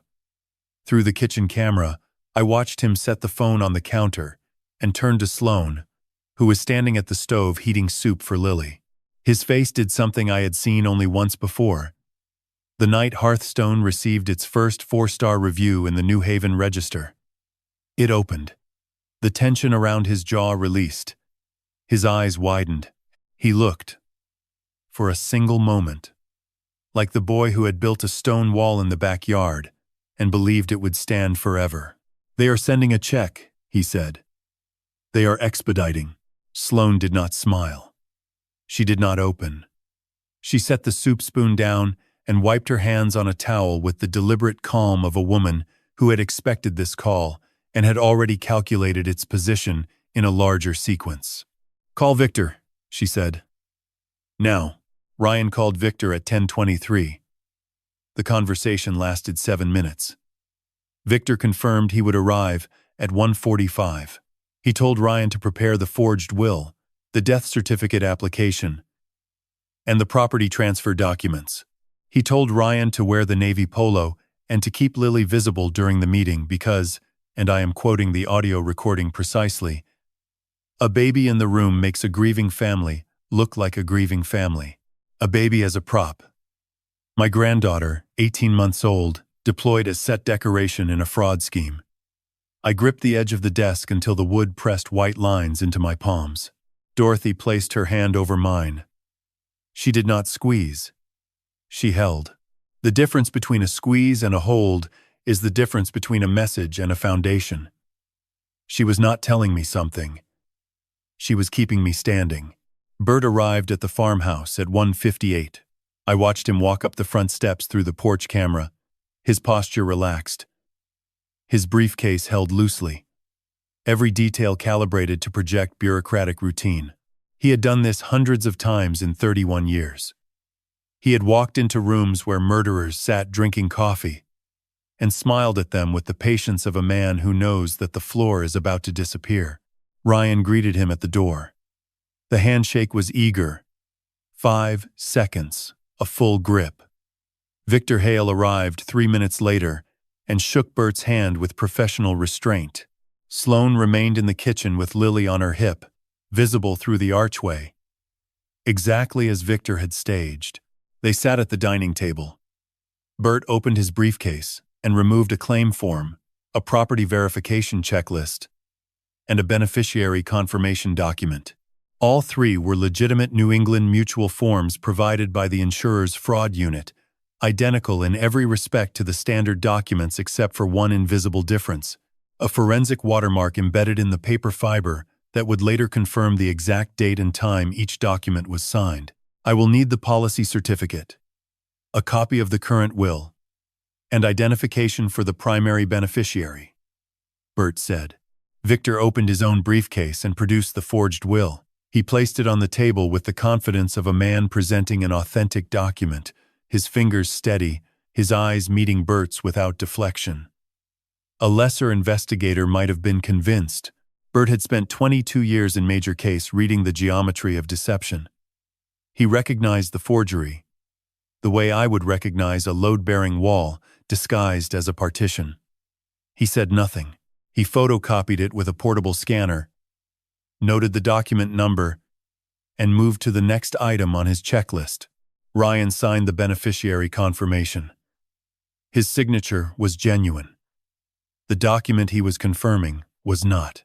That signature, captured on forensic watermarked paper, would later become Exhibit 14 in the case file. Victor signed as attorney of record. Exhibit 15. Sloan signed as witness. Exhibit 16. 3 signatures. 3 felonies. Committed at my dining table, on my grandmother's lace tablecloth, while my granddaughter chewed a teething ring 3 feet away. Bert closed his briefcase at 2:47. He thanked them. He shook hands. He promised the expedited payout would be processed within 10 business days, pending the final death certificate. Ryan walked him to the door and said, "Thank you, Mr. Tanaka. This means everything to our family." Bert nodded. He walked to the silver Camry. He drove to the end of Old Turnpike Road, turned left onto Route 63, and pulled into the parking lot of a gas station 1.4 miles from the farmhouse. He called me from a prepaid phone. 3 signatures, he said. 3 exhibits. They did not hesitate. How did Ryan look? I asked. A pause. Like a man who thinks he just inherited his father's house. He has no idea he just signed the demolition order. There is a phrase in architecture called dead load. It refers to the permanent weight a structure carries simply by existing. The weight of its own walls, its own beams, its own roof, pressing downward into the earth. Every building bears its dead load from the moment the last nail is driven until the day the wrecking ball arrives. On the morning of day 5, I discovered what it feels like to become a dead load in your own family. They held my funeral. Dorothy saw the notice first.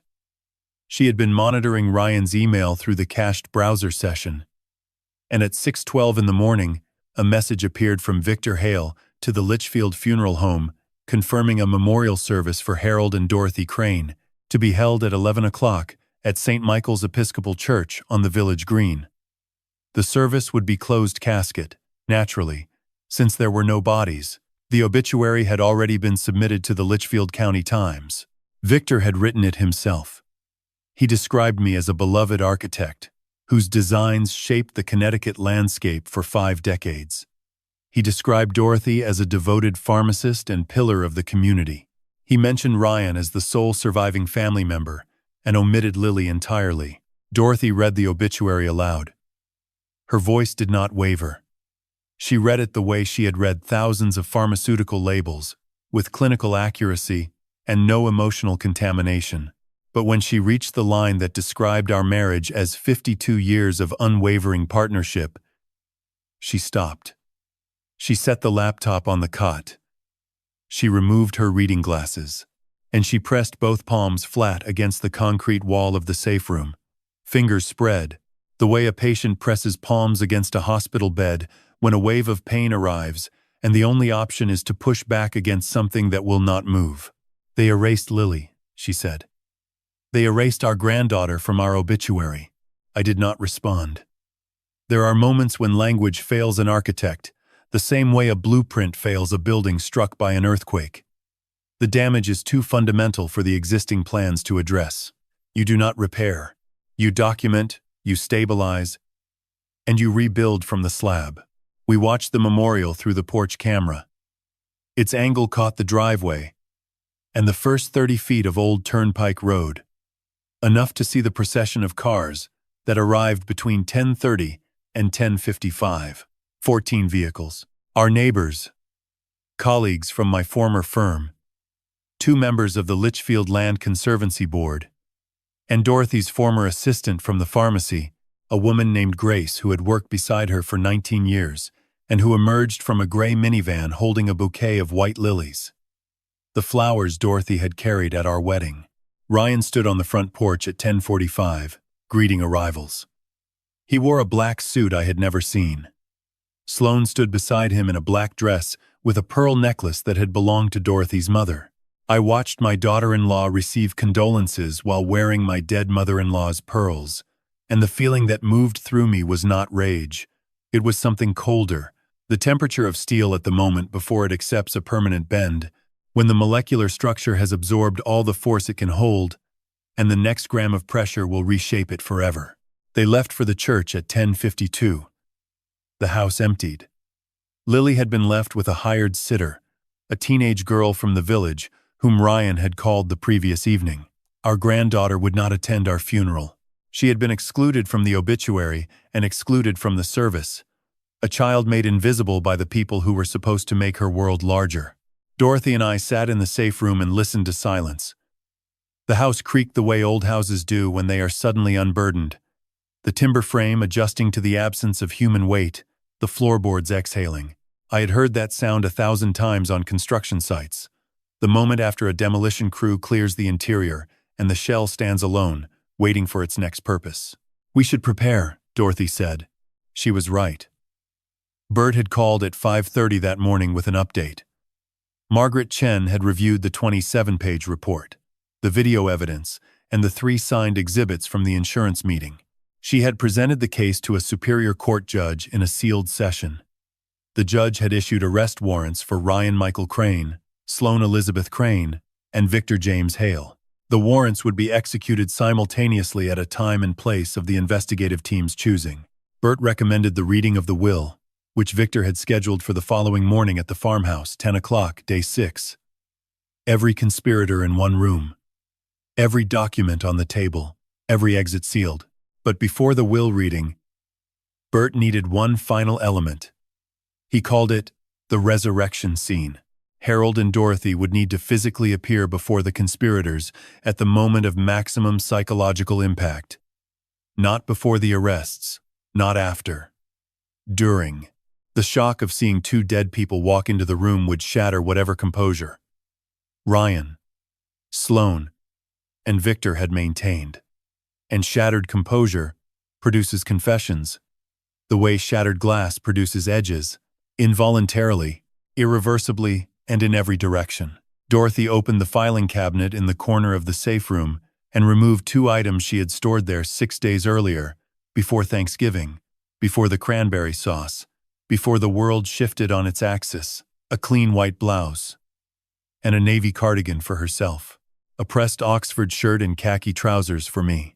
She had packed them as part of the room's emergency supplies, the same way she had packed the activated charcoal, the blood pressure cuff, and the surgical scissors, clothing for the eventuality of needing to walk back into the world, looking like people who had not spent 5 days inside a concrete box. She set the clothes on the cot and smoothed each crease with her palm. The gesture was small, domestic, and it broke something in me that 5 days of surveillance footage, forged documents, and recorded conspiracies had not managed to crack. Because the gesture was hope, it was Dorothy preparing for the morning. The way she had prepared for every morning of our 52-year marriage, by laying out clean clothes and trusting that the day ahead would require them. I showered in the safe room's narrow stall, a 3x3 enclosure I had plumbed into the house's water line through a concealed branch in the basement. The water was lukewarm. The pressure was low. But it was the first time in 5 days I had stood upright without gripping a wall. And the feeling of water on my scalp was so ordinary, so fundamentally human, that I stood under it for 4 minutes longer than necessary, simply to remember what it felt like to be alive in a way that was not defined by survival. Dorothy showered after me. She emerged with her hair combed back, her reading glasses perched on her head, and an expression I recognized from the 3 decades I had watched her prepare for pharmaceutical board inspections. Calm authority. The face of a woman who has organized every milligram of evidence and knows that the dosage is correct. We dressed in silence. I buttoned the Oxford shirt and felt the fabric settle against my shoulders, the way a finished facade settles against a building frame, the final layer that tells the world the structure is complete. Dorothy clasped her mother's cameo brooch at her collar, the one piece of jewelry Sloane had not taken. She looked at me across the safe room. 4 feet of concrete floor. One overhead LED.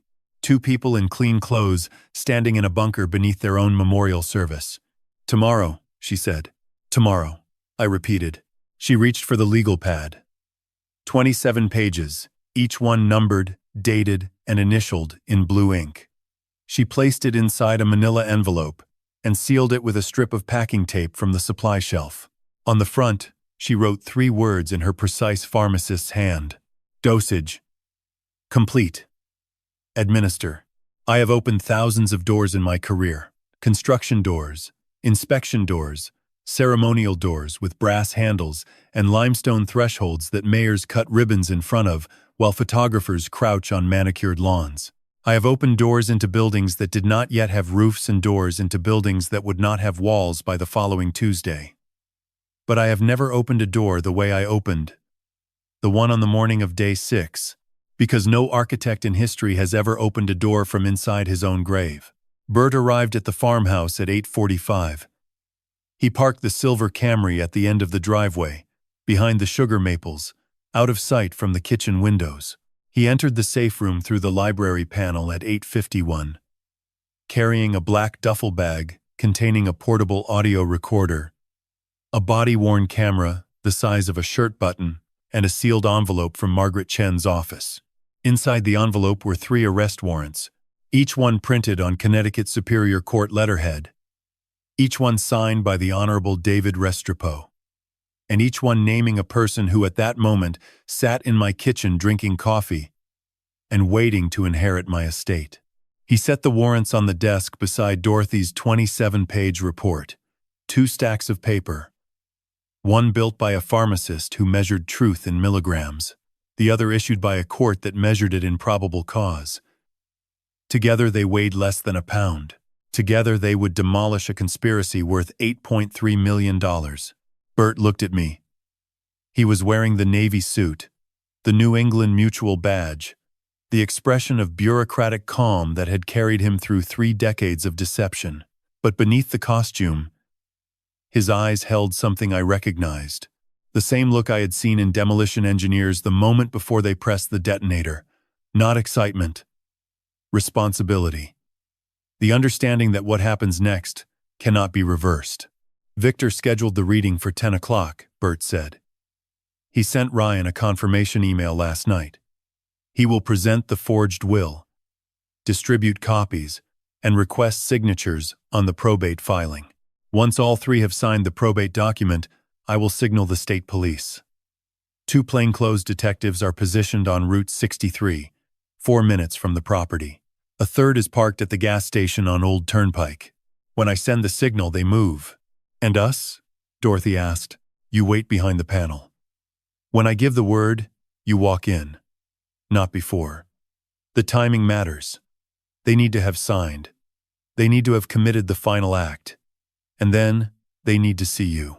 Dorothy nodded. She picked up the manila envelope she had sealed the night before. Dosage. Complete. Administer.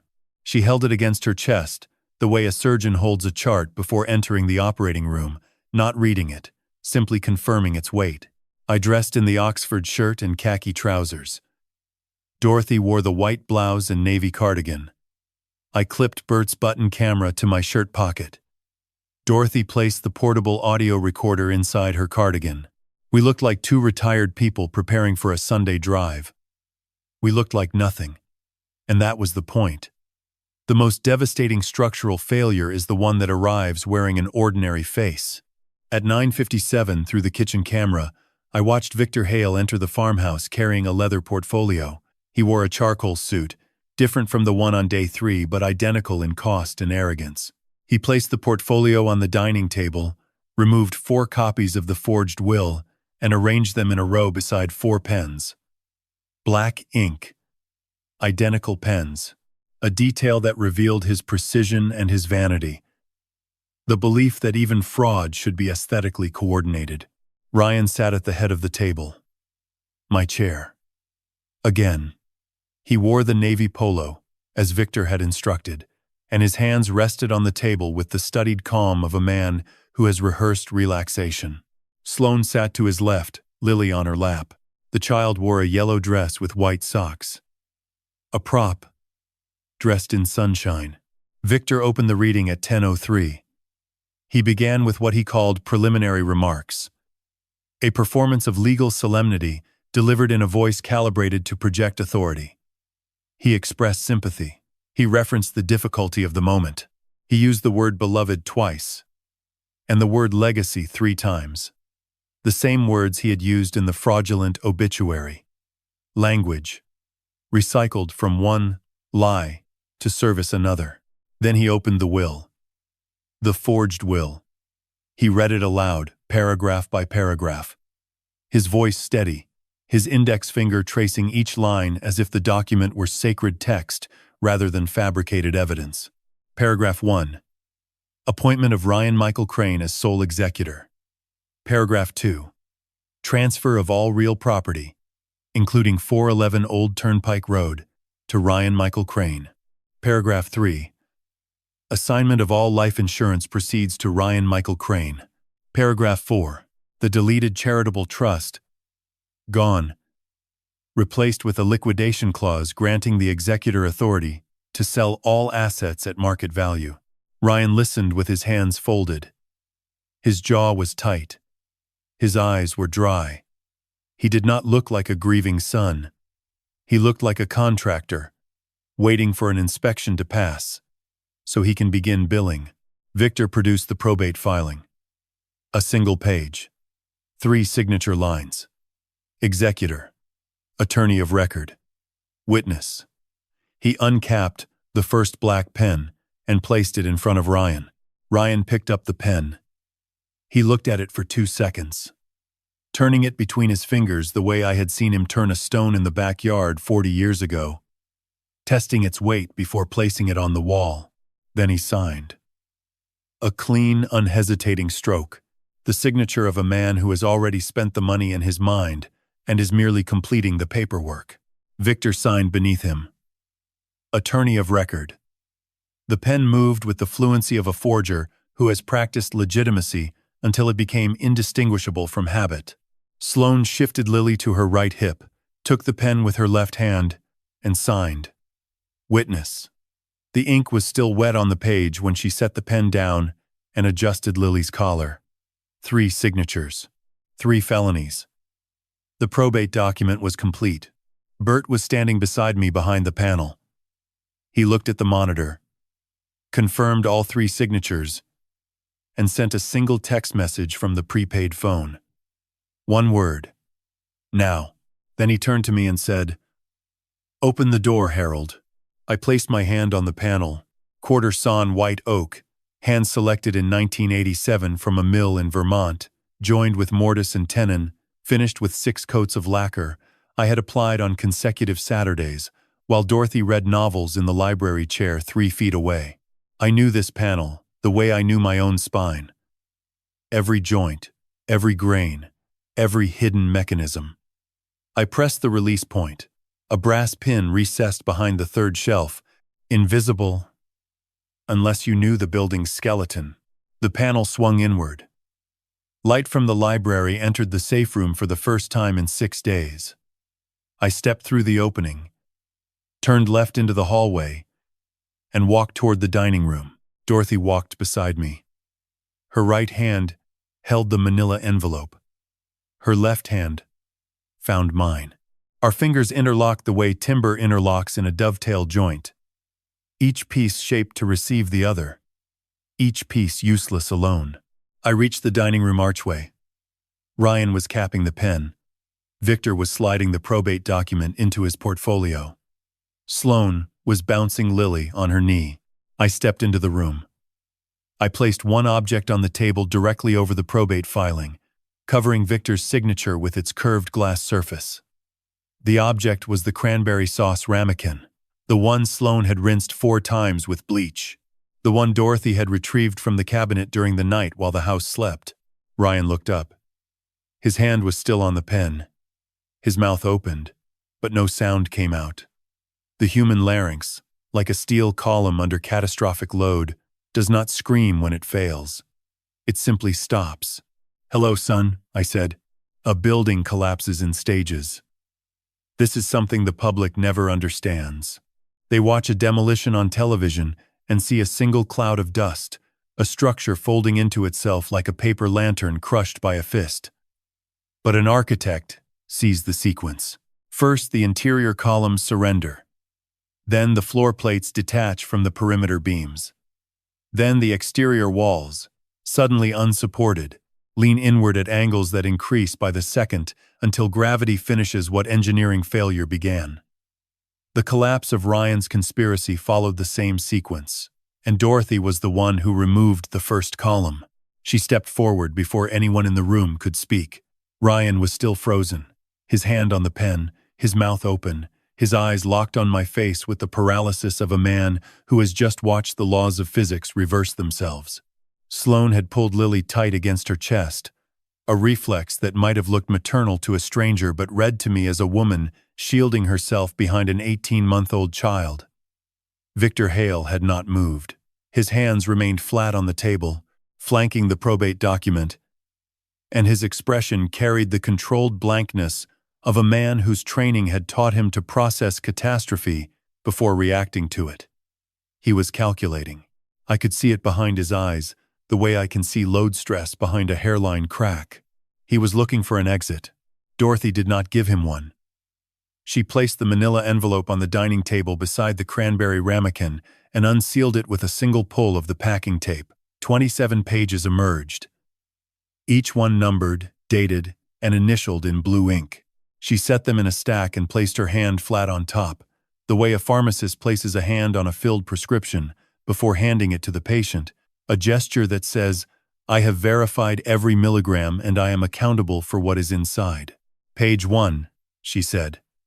Her voice was level, not loud, not soft. The calibrated middle register of a woman who had spent 40 years delivering information that determined whether people lived or died. Toxicology report. On Thanksgiving evening, at approximately 7:22 post-meridium, Sloane Elizabeth Crane served a cranberry sauce containing phenobarbital sodium to Harold and Dorothy Crane in individual ramekins separated from the communal dish. The estimated dosage was 450 milligrams per serving. The lethal threshold for adults over 70 is 150 milligrams. The dosage was 3 times the lethal amount. She turned the page. Ryan's jaw had closed, but his breathing had changed. Shallow pulls through his nose, the respiration pattern of a man whose autonomic nervous system has overridden his conscious mind. Sloane's face had gone white. Not pale. White. The color of drywall before the primer coat, a surface stripped of everything that gives it character. Page 4. Dorothy continued. Document analysis. The last will and testament presented today by Victor James Hale is a forgery. The signatures of Harold and Dorothy Crane were digitally extracted from our authentic 2017 will and transplanted onto a fabricated document. The pixel resolution surrounding the letter C in Crane is 47 dots per inch lower than the surrounding text, consistent with a lower resolution scan inserted into a higher resolution template. A forensic document examiner will confirm this in 30 seconds. I confirmed it in 10. Victor's left hand moved 2 inches toward the portfolio. Dorothy noticed. She did not address it. She did not need to. Bert Nakamura, standing in the hallway behind me, shifted his weight 1 step closer to the dining room archway. The movement was small, almost imperceptible, but Victor's hand stopped. A former detective does not need to speak to control a room. He needs only to occupy the correct position, the way a steel cross-brace does not need to move to prevent a wall from buckling. It simply needs to be there. Page 9, Dorothy said. Financial fraud. A home equity line of credit in the amount of $800,000 was opened against this property in March of the current year, using a forged signature. The signature applies excessive pressure on vertical strokes, inconsistent with Harold Crane's documented writing pattern, which applies heavier pressure on horizontal strokes due to 50 years of architectural drafting. The signatory is right-handed. Harold Crane is left-handed. The funds were transferred to Hale Property Group, LLC, a company registered to Victor James Hale. Victor spoke for the first time. His voice was measured but thin, a beam under stress that has not yet cracked but has begun to vibrate. This is a private family matter. I advise my client not to respond to any of these allegations without legal counsel.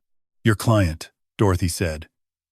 And for the first time her voice carried an edge, a scalpel drawn across the surface of the word, is not the person you should be advising. Page 12. She lifted a printed screenshot from the stack. Victor's email. Subject line. Final timeline. She read it aloud, every word, including the figure of 8.3 million, including the 18% fee, including the sentence that ended with, "Let me know when it is done." When it is done, Dorothy repeated. Not if. When. The grammar of premeditation, Mr. Hale. Ryan turned to Victor. The movement was slow, mechanical. The rotation of a man whose internal framework has just discovered that the person he trusted to bear the load was never connected to the foundation. You said the email was confidential, Ryan whispered. It was on your browser cache, I said. You accessed it from the family desktop in the study. The machine saved your password. A convenience for you. A confession for us. Sloane spoke. Her voice came out fractured, each syllable separated from the next by a gap that revealed the panic beneath the composure. You cannot prove any of this. You were not here. You were missing. The sheriff has a search team looking for you. Dorothy reached into the stack and produced a USB flash drive. She set it on the table beside the ramekin. 6 hours and 22 minutes of video from 4 cameras installed throughout this house. Kitchen, study, front porch, hallway. Time has stamped. Color, 30 frames per second. You rinsing the ramekins with bleach at 3:14 in the morning. Sloane. You discussing the shellfish cover story with Ryan at 8:15. Victor presenting the forged documents at 9:17 on day 3. Every word, every gesture, every lie, recorded in the house that my husband built, by a system that my husband designed, in a room that you never knew existed because you never once asked him about the bones of this building. You moved into an architect's house and never bothered to read the blueprints. The room was silent. Silence in a building is never truly empty. It contains the settling of joists, the expansion of pipes, the faint electrical hum of wires, carrying current through conduit. But this silence was different. This was the silence that follows the removal of the last interior column. The half-second pause before the floor plates begin to detach, when the structure still stands but every molecule within it knows that standing is no longer possible. Ryan looked at the ramekin. He looked at the 27 pages.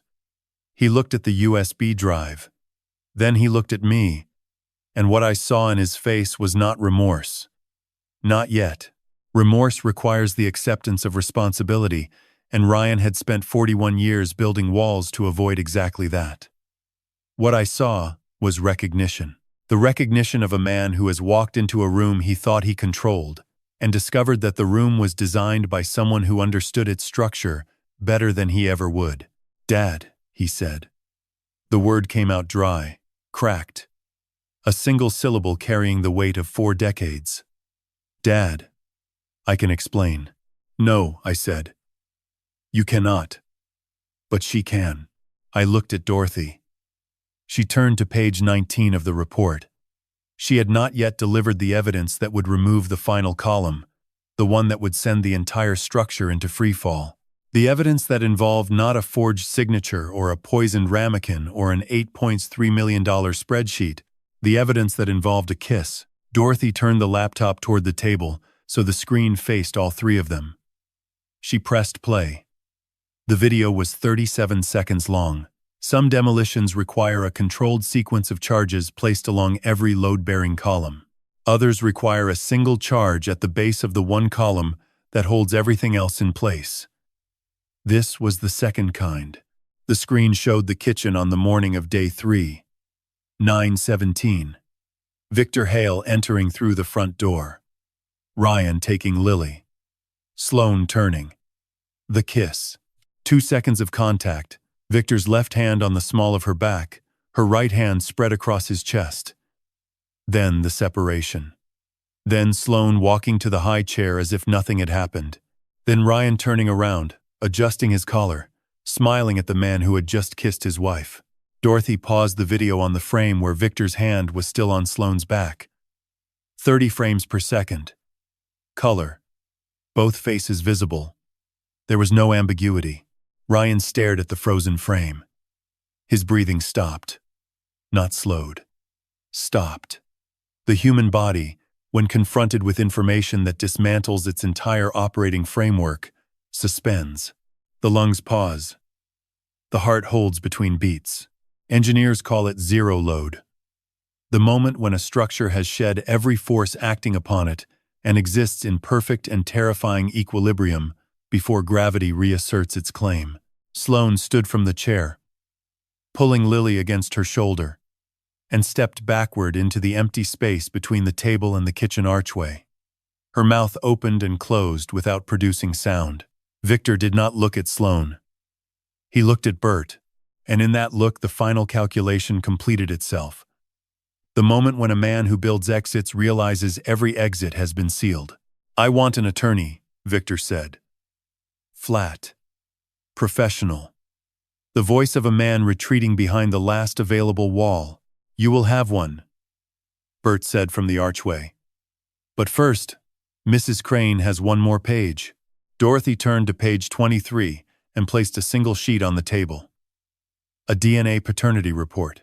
She had ordered it 5 months before Thanksgiving, during a visit when Sloane left a sippy cup with Lily's saliva in the kitchen trash. Dorothy retrieved the cup, swabbed it, and submitted the sample along with a reference from Ryan's toothbrush collected during a weekend stay in July. "She had told me in August." I asked why. She said, "Because the math does not work. Lily has Victor's jawline, and a pharmacist who cannot trust the label checks the compound herself." The report was printed on laboratory letterhead. The relevant line was highlighted in yellow. Probability of paternity. Ryan Michael Crane. 0.03%. Exclusion confirmed. Beneath it, probability of paternity. Reference. Sample B. Reference sample B was a coffee cup Victor had used during a September visit, retrieved by Dorothy from the dishwasher before the rinse cycle. 9 times 9.97%. Inclusion confirmed. Lily was not Ryan's daughter. Lily was Victor Hale's daughter. Ryan read the report the way building inspectors read a condemnation notice, speed increasing as comprehension overtakes denial.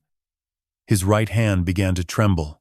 The tremor moved from his fingers through his wrist and forearm until his entire arm shook with the frequency of a cable under wind load, vibrating not because a force is applied, but because the tension that held it steady has been released. He looked at Sloane. She did not meet his eyes. She was looking at Victor, and what passed between them was not the gaze of conspirators caught. It was two people whose private architecture had been exposed to daylight. Every hidden joint now visible. The structure revealed as a transaction dressed in intimacy, held together not by love but by $1.49 million, and a child whose origin had been falsified the same way the will had been falsified. Ryan stood. The chair scraped across hardwood, a sound that cut through the room the way a saw cuts a joist. He took one step toward Victor.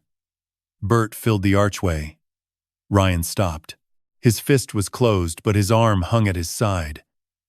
The posture of a man who wants to strike but understands that violence would be the final signature on his own destruction. "She is not mine," Ryan said. Not a question. A diagnosis delivered in the hollow tone of a patient reading his own pathology report. "No," Dorothy said. "She is not yours. She is his, and she is ours. And that is the only reason I am standing in this room instead of watching you from behind a concrete wall for the rest of my life." The front door opened. 2 plainclothes detectives entered, followed by a uniformed state trooper. They moved with the efficiency of a demolition crew, entering a cleared site. The first approached Victor. The second approached Sloane. The trooper waited for Ryan. Bert produced 3 warrants and read the charges. Attempted murder in the first degree. Insurance fraud. Forgery in the first degree. Conspiracy to commit murder. Filing a false instrument. Each charge landed like a controlled detonation. Sequential. Designed to bring the structure down from the inside. Victor was handcuffed at the table. He said nothing. His face achieved the blankness of a facade, stripped of cladding, raw concrete beneath. Functional, but no longer presentable. Sloane was handcuffed beside the high chair. Lily was transferred to Dorothy, who received the child with both arms and held her against the navy cardigan. The child grabbed a fistful of fabric and pressed her face into Dorothy's shoulder. The small exhale of a child who has found a surface that feels solid. Ryan was last. The handcuffs clicked with the same metallic precision as the safe room lock 6 days earlier, the sound of a mechanism that cannot be reversed from the inside. He looked at me. His eyes were wet. Not from onion. Not from rehearsal. From the thing he had spent 41 years avoiding. "Dad," he said. "I am sorry." I looked at my son. I looked at the ramekin on the table, the 27 pages, the frozen video, the DNA report, the probate document, bearing 3 signatures that would become 3 convictions. I looked at Lily, her face pressed into Dorothy's shoulder, her fingers gripping the cardigan of the grandmother she almost lost. "Sorry is not a foundation, Ryan," I said. "It is a coat of paint on a cracked wall, and I am done painting." They led him through the front door. The same threshold I had leveled with a 4-foot spirit level in 1984, shimming until the bubble sat perfectly centered because I believed a house should begin with a true line. Ryan crossed that threshold in handcuffs, and the bubble that had held steady for 40 years finally, irreversibly, shifted. After demolition comes clearing. Every architect knows this. You do not begin drawing the new structure while the debris of the old one still covers the slab. You bring in the crews. You haul the broken concrete to the trucks. You sweep the dust until the foundation is bare and clean and ready to accept the weight of something that has not yet been imagined. That is what the weeks after the arrests felt like. A clearing. The farmhouse was quiet in a way it had never been quiet before. Not the peaceful quiet of a Sunday afternoon when Dorothy read in the library and I sketched at my desk. This was the quiet of a building that had witnessed something it was not designed to contain. The way a hospital corridor goes quiet after a code blue. Every surface still humming with the residue of urgency. I walked through the rooms and felt the silence press against me like atmospheric pressure before a storm. The kitchen. The dining table where 3 people had signed their confessions. The hallway where Bert had stood like a steel cross-brace. The guest bedroom where Ryan and Sloane had slept while planning our deaths 1 floor above the room that saved our lives. Dorothy handled the clearing differently. She cleaned. Not the frantic cleaning of a woman trying to erase memory, but the systematic cleaning of a pharmacist decontaminating a workspace after a hazardous spill. She started with the kitchen. She removed every dish Sloane had touched, packed them in cardboard boxes, and drove them to the Goodwill Donation Center on Route 202. She replaced the cranberry ramekins with new ones, white ceramic. No pattern, no history. She scrubbed the counter where Ryan had poured my bourbon and toasted my death. She did not scrub with anger. She scrubbed with protocol. Anger is imprecise. Protocol is not. Margaret Chen called on the 3rd day after the arrests. The case was proceeding through the Litchfield County Superior Court under a sealed indictment. Victor Hale had retained a criminal defense attorney from Hartford, a man named Prescott who specialized in white-collar cases and charged $450 an hour, a number that Dorothy noted with grim precision was identical to the milligrams of phenobarbital in each ramekin. 450, she said. That number follows him. Sloane had been assigned a public defender after Victor's assets were frozen and the Hale Property Group accounts were seized. Ryan had called from the detention center and asked me to recommend an attorney. I did not return the call. Bert visited on the 5th day. He sat at the kitchen table, the same table, but with new placemats Dorothy had purchased. Blue linen, the color of a clear architectural elevation drawing. He drank coffee from a mug that had not existed in the house before the clearing. Everything in the kitchen was new or cleaned or replaced, a renovation of objects that mirrored the renovation I knew we would eventually need to perform on ourselves. Chen is confident, Bert said. The video evidence alone would secure convictions on the fraud and forgery charges. The toxicology report and Dorothy's analysis elevate it to attempted murder. Victor's email establishes premeditation. The DNA report destroys any claim that Sloan acted under Ryan's influence because it proves she had an independent motive and an independent alliance. She was not following Ryan, she was following Victor. Ryan was the tool. Victor was the architect. He paused. No offense. None taken, I said. A bad architect is still an architect. He simply builds structures that hurt people instead of sheltering them. We discussed Lily. This was the conversation that mattered more than the charges, more than the convictions, more than the $8.3 million that would now be frozen, investigated, and redistributed by the court. Lily was 18 months old. Her biological father was facing 25 years to life. Her mother was facing the same. The child who had been used as a prop at a fraudulent insurance meeting, dressed in a yellow dress with white socks to make a crime scene look like a family gathering, needed a home that would not collapse beneath her. Dorothy had already made the decision.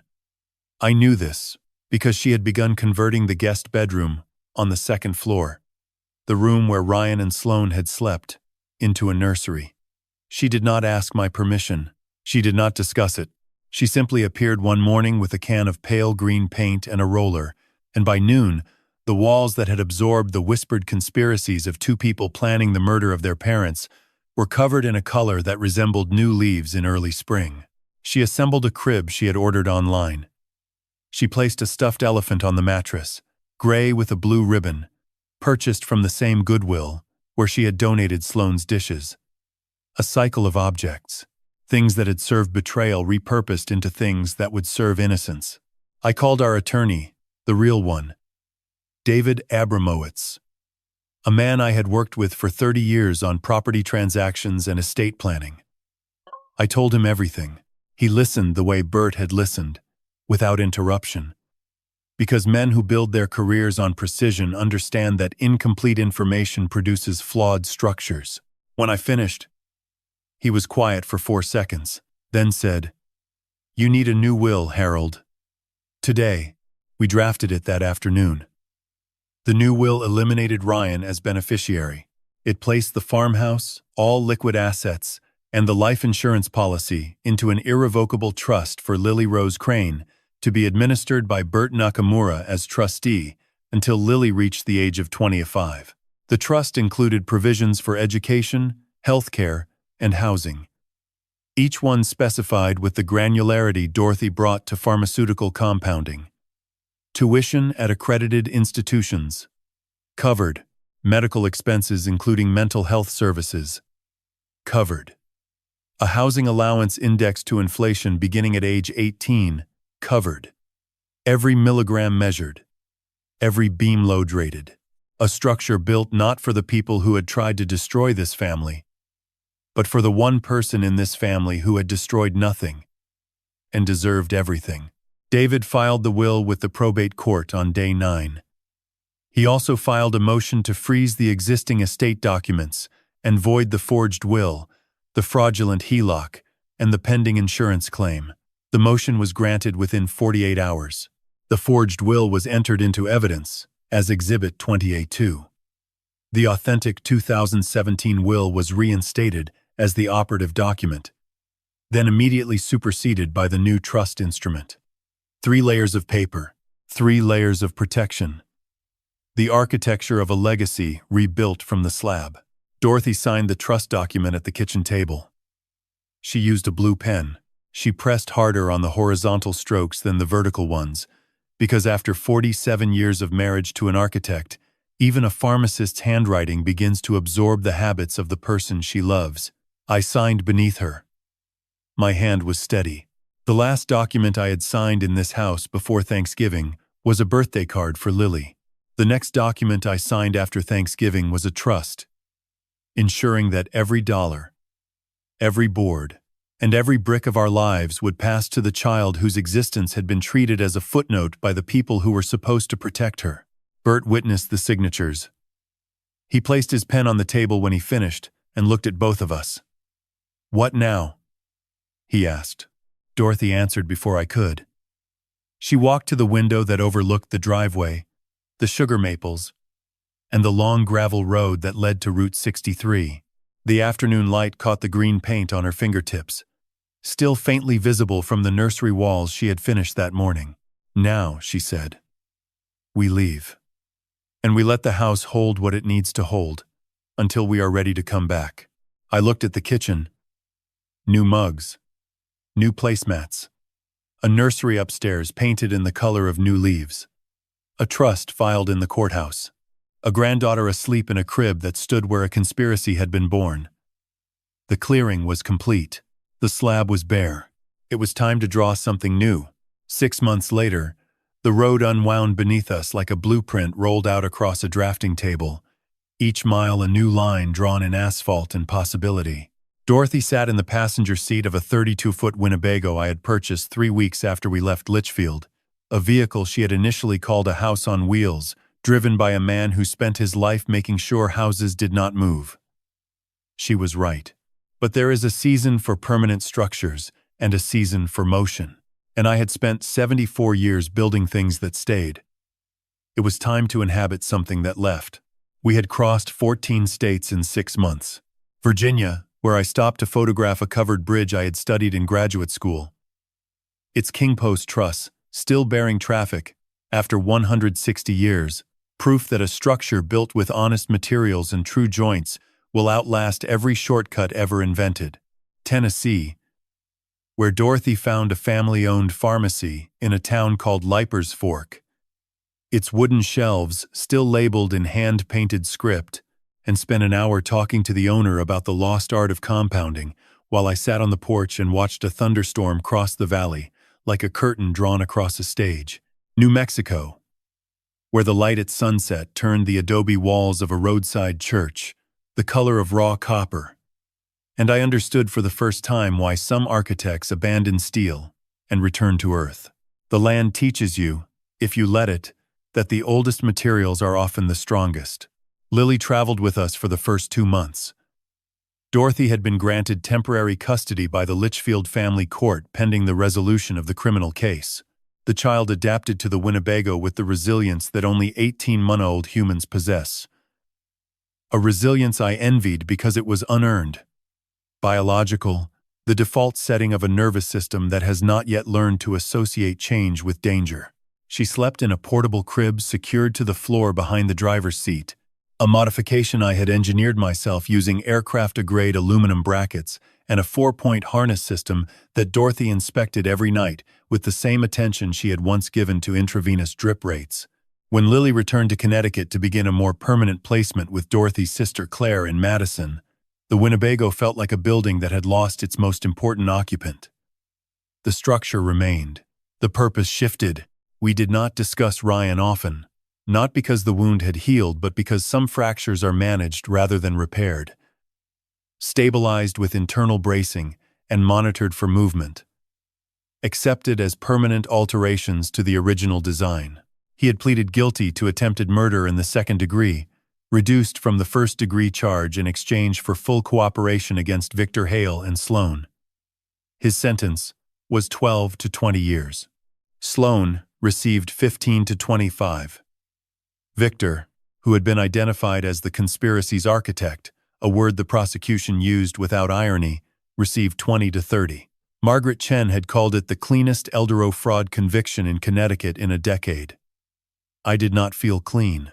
I felt like a man who had demolished a building he loved because the building had tried to kill him. Ryan wrote me a letter from the correctional facility in Cheshire. It arrived at the farmhouse.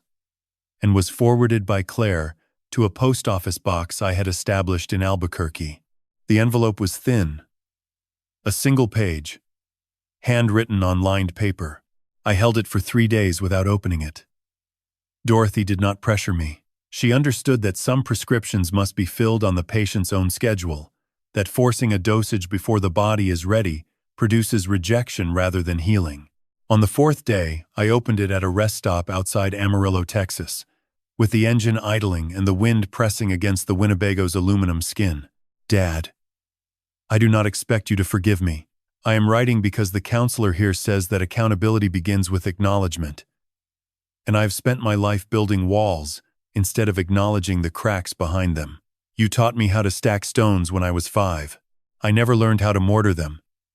That was not your failure. It was mine. I hope Lily knows the sound of your voice. Ryan. I read it once. I folded it. I placed it in the glove compartment beside the vehicle registration and a road atlas Dorothy had bought in Nashville. I did not reply, not because I had nothing to say, but because the words I had were structural, load-bearing, and I needed to be certain they could support the weight of what would come after them. An architect does not pour a foundation until the soil has been tested. I was still testing. Dorothy read the letter that evening while I grilled chicken on a portable barbecue at a campsite outside Santa Fe. She held it the same way she had held Lily's DNA report, with both hands, reading glasses low on her nose, her lips moving silently through each sentence, the way they moved when she verified a complex prescription. When she finished, she folded it along the same creases I had made and returned it to the glove compartment. He built a wall in that letter, she said. But the mortar is wet. It might hold. It might not. We will see. God does not build the way architects do. I have come to believe this in the months since Thanksgiving. An architect designs a structure, calculates its loads, and expects it to perform according to the blueprint. God designs a life, allows it to bear weight it was never calculated for, and waits to see what the occupant builds from the wreckage. I do not say this with bitterness. I say it with the reluctant admiration of a man who has spent 50 years trusting mathematics and has been forced to acknowledge that some structures stand for reasons the numbers cannot explain. The safe room saved our bodies. Something larger saved the rest. I will not name it with certainty, because certainty is a luxury that belongs to younger men with simpler blueprints. But I will say that on 3 separate nights during our drive through the American Southwest, I woke before dawn and stepped outside the Winnebago into air, so still and dark that the only sound was my own breathing, and the only light was a sky, so dense with stars it looked like God had taken a handful of white gravel and scattered it across a black foundation, and in those moments I felt held by something I could not draft or dimension or stamp with a professional seal. Dorothy felt it too.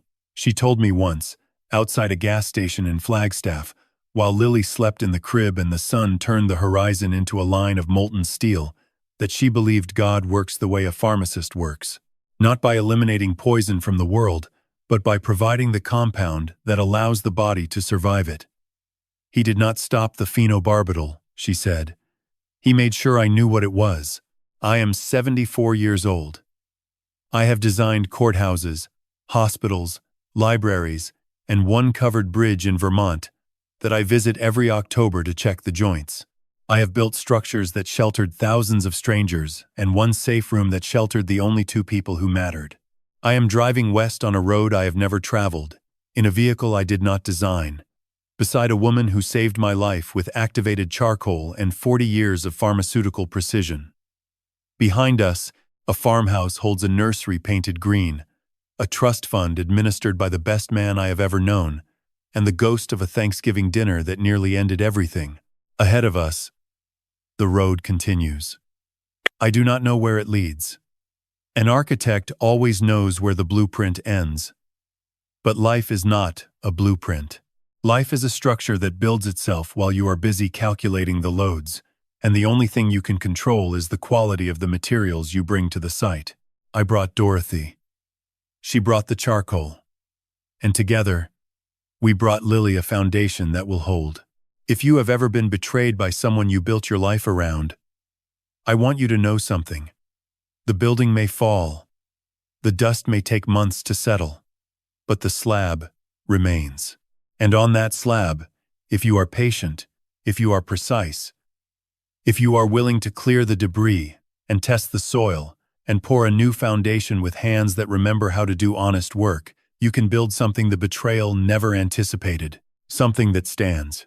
If this story moved you, leave a comment with your age. Share it with someone who needs to hear that survival is not the end of the story. It is the beginning of the next blueprint. Subscribe, because every week we build a new one. And if you have a story of your own, a moment when the structure you trusted tried to collapse on top of you, tell us. Because the strongest buildings in the world are not the ones that never cracked. They are the ones that cracked and were rebuilt by someone who refused to leave the site.